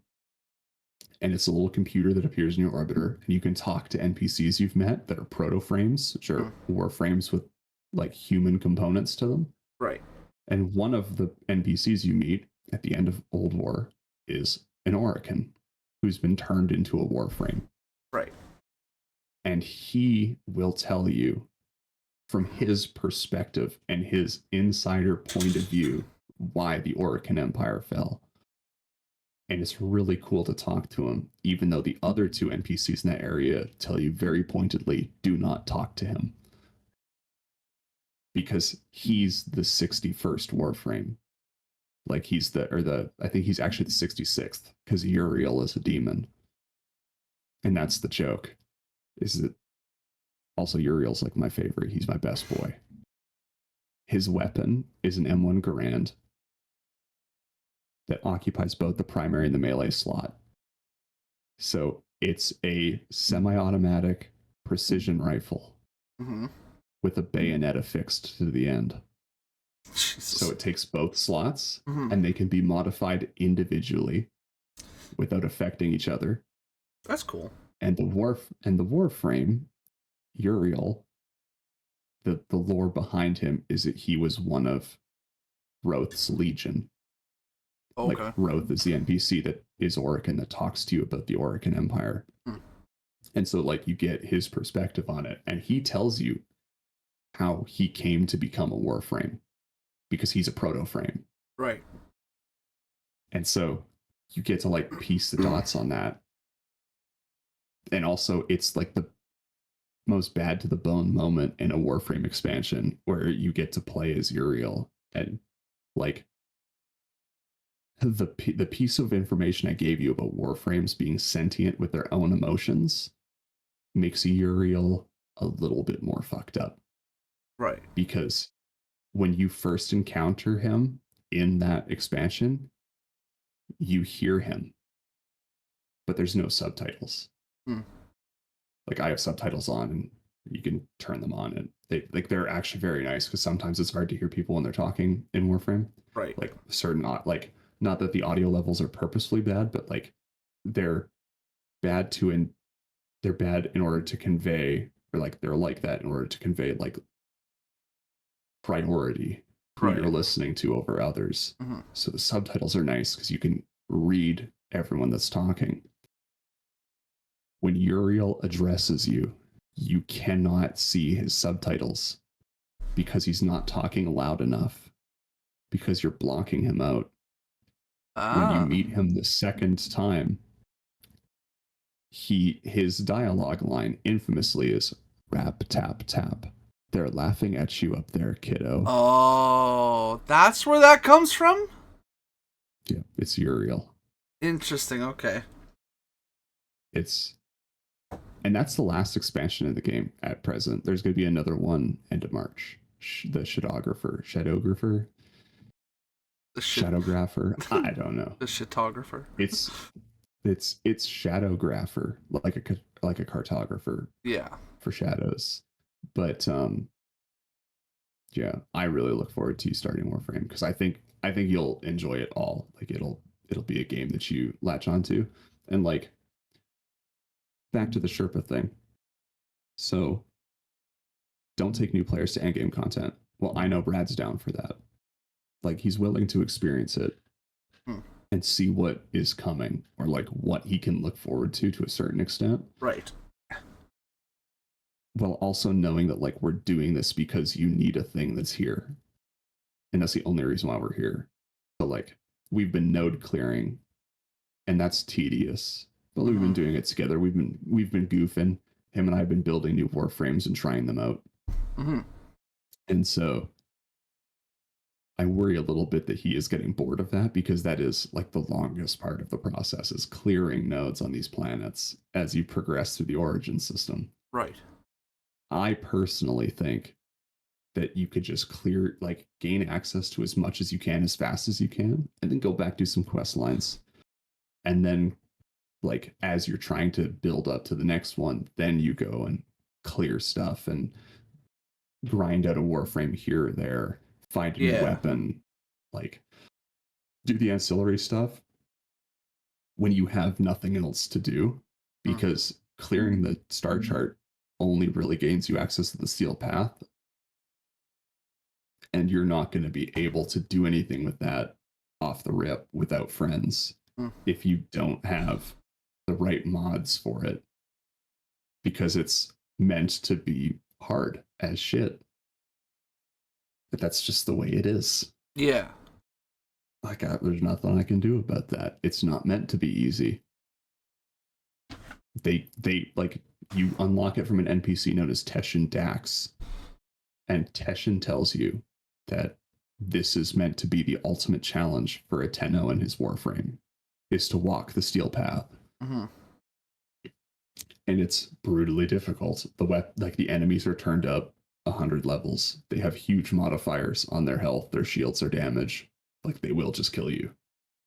You'll breeze through the game, and then you'll get to the steel path, and the first mission will lay you out, and you're like, oh, I got to figure out how to, like, now I've got to figure out how to play the game. Yeah. If I want to do this aspect of it, and you don't have to if you don't want to. It's a resource drop chance and a mod chance booster. Those are the base rewards. It's 100% for both. Yeah. So all of the rare resources that are hard to get, you get more of them in Steel Path. All of the rare mods that are hard to find, you have a higher chance of getting them in the Steel Path. So like completing it's worthwhile because you get really good stuff, but it's very difficult.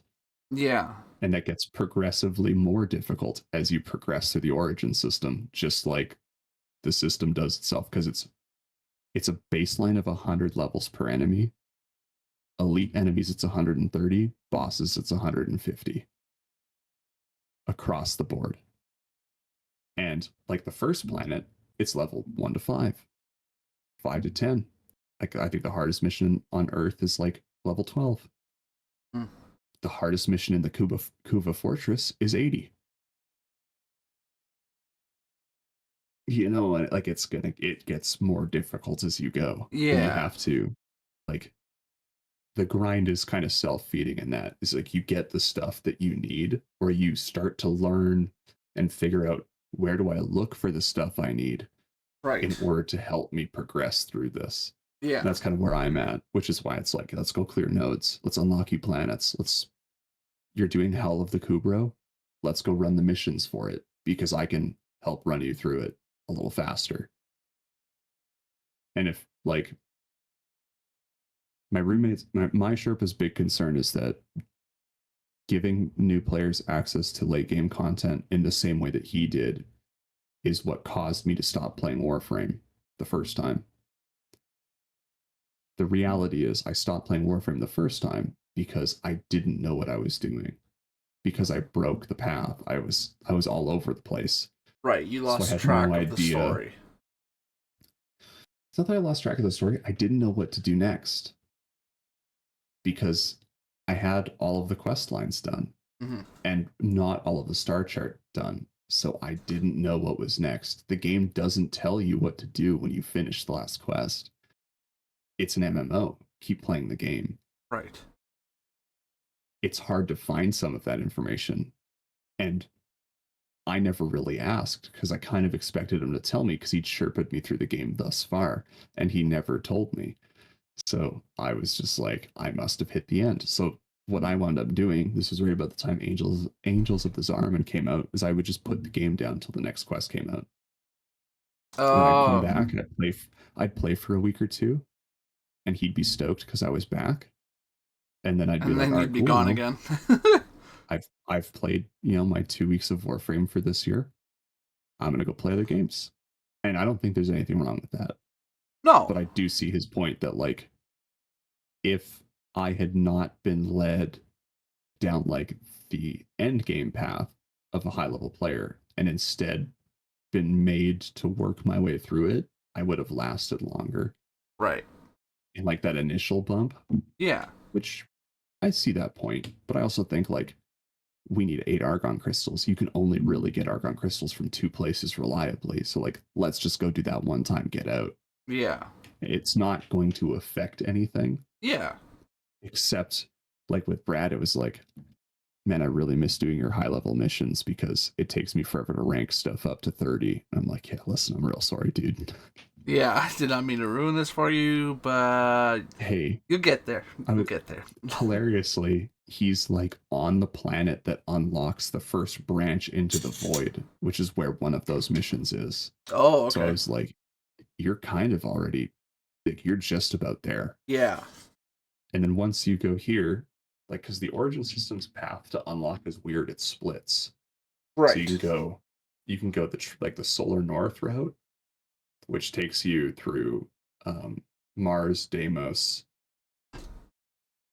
and then I think it's Phobos or Ceres. Phobos will take you to the Void, and then to like Neptune. Neptune will take you to Jupiter, and like it loops you back south. Yeah. And if you take the south route, you go Mercury, Venus, and then Jupiter. There's another planet right next to Jupiter, not Callisto. There's another planet here, and then it loops back south and to the north again. And so, like, it does completely circuit on itself. And the game incentivizes you to go one way first, and then you kind of have to go back and go the other way. And I was like, you're almost at kind of the thing you're wanting, but you're also going to realize pretty quickly that, like, you kind of have to go back here and then do it, like, run this way a little bit. Yeah. And then, like, oh, and then this is also a place I want to be. It's like, I think Brand will end up being a guy that runs high level missions all the time. And he'll be a refiner. Like, it'll be, how do I make this build as good as possible? Right. Um, oh, the other thing before I forget, because you'll have a week to think about this, and this is where we'll end. So I'll give you the same deal I gave Brad. I can't remember if I told you about this or not. I don't think I did because I wanted to tell you in Right. person, Right. or at the very least over a voice call, and we hadn't really had a chance to talk. When you start Warframe or in your Googling about it, Uh-huh. before you start, if you have been doing any of that, I don't discourage it, but like I would steer away from questline content, which is going to be difficult with no knowledge of what's in the quest lines. Right. If you come across a Warframe that you think is going to be really cool, if it's easy enough to grind, I will help you get there via the most direct path, or I will purchase it for you. One time, base Warframe. Brad And wanted Revenant, base which is like not prime, correct? Bases and primes are separate? base is not prime. Right, Primes okay. are enhanced versions, which are much harder to get. Right. The surefire way to get a prime is to buy them off the market. The market is player fueled, so the prices fluctuate like a market. Yeah.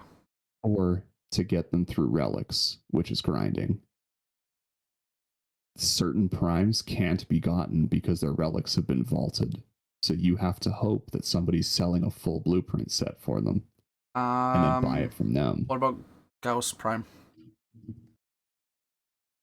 Gauss is new enough; he wouldn't be vaulted yet. Okay. But if you want Gauss, I think he's actually on the easier side to attain the base of. I'd have to Google it.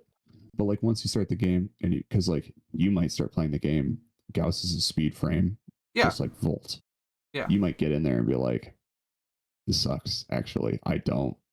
That's like, fair. This is too fast because Warframe does have like a really high speed curve to it. Mm-hmm. The game is twitchy. Like drop your mouse sensitivity. Oh yeah. Like your look sensitivity in the game. Yeah. Use mouse DPI. That's what I do. Yeah. And at about 25 to 28, mouse DPI is what controls your point of view speed. Mm-hmm. But like parkour, running, like sprint speed, velocities are tied to frame abilities. Gauss and Volt are the fastest frames in Warframe. Yeah. Like they have the fastest speed potential. Right. So you might be like, I built Volt for speed and I'm having a hard time. Well, Gauss is a little faster until you hit like the end game stuff. Right. So like maybe you want a tank or you want a caster. And like if you have a basic subset for what you're looking for, I can always relay that back to my boy and he'll give me recommendations. Because like I know what frame I'm gonna try and build next. So I'm gonna try and build Corvex, which is gonna take me a long ass fucking time, is what it's gonna take. My boy a bastard, I might just buy him, I won't buy. But yeah, I can in the market you can purchase frames and replicate their blueprints. Oh, okay. So I can purchase a Warframe and gift it to a friend. So I bought Brad Revenant because that was the frame he was like, this is what I want. And Revenant is a necromancer. Right. Which, given the name, doesn't seem like what he would be, but that is what he was. And Brad really likes Revenant, plays him constantly. Matt is a big Excalibur Umbra guy. You get Excalibur Umbra for free doing a quest line. Right. And you get the mods unique to Excalibur Umbra, which are the Umbral set. So like there's a little bit of that where it's like, if you're like, man, I really want Rhino. Okay, cool. Well, let's push to the Jackal fight on Mercury because it's right there. And it's part of the Venus Junction stuff, which you need to unlock Fortuna. Yeah. And we'll just run the fight until you have all the components for it. And then we'll figure out what you need to build it, and we'll build it. Because like, building the frames is actually a lot of fun, just as like a self-satisfying thing. Because it takes a long time. Like the components are 12 hours each, and then the frame is 72. So it's Right. 3 days to build a Warframe. But gives you time if you're like, okay, building Rhino, there's a boss fight over here that drops this frames component. You can go run that boss fight, get all their components, replicate the main blueprint, and then build them. Maybe it takes you a day to get them, like just scattered playtime. Right. And so you can always, at least up front, you can always have a new rotation of Warframes going. Mm-hmm. Because Brad and I had that kind of by accident. He wanted Rhino, and then we did an invasion for a weird currency, and we got Nyx. And like, I'm halfway to Ember and Frost. It's just like accidental stuff. Like, he did the assassination, Right. and it was like, here's this blueprint. And I went into my foundry, and I was like, oh shit, I'm 2 out of 3 components. Nice. Because like, assassination boss fights drop you Warframe component blueprints always. Right. So, and each one drops a different Warframe component. Like, each one per planet is a specific frame. Yeah. So once you kind of know, so like, I want this frame. Okay, that frame is this boss on this planet. You just gotta get there. But Yeah. that'll be the last thing for you to you can ponder on that until the cows come home. It's 1 o'clock in the morning. We're gonna stop this. Thanks to our 1 viewer for still watching. We love you. For now, he's been Chris. I'm Will. Love you. Bye. Love you. Bye.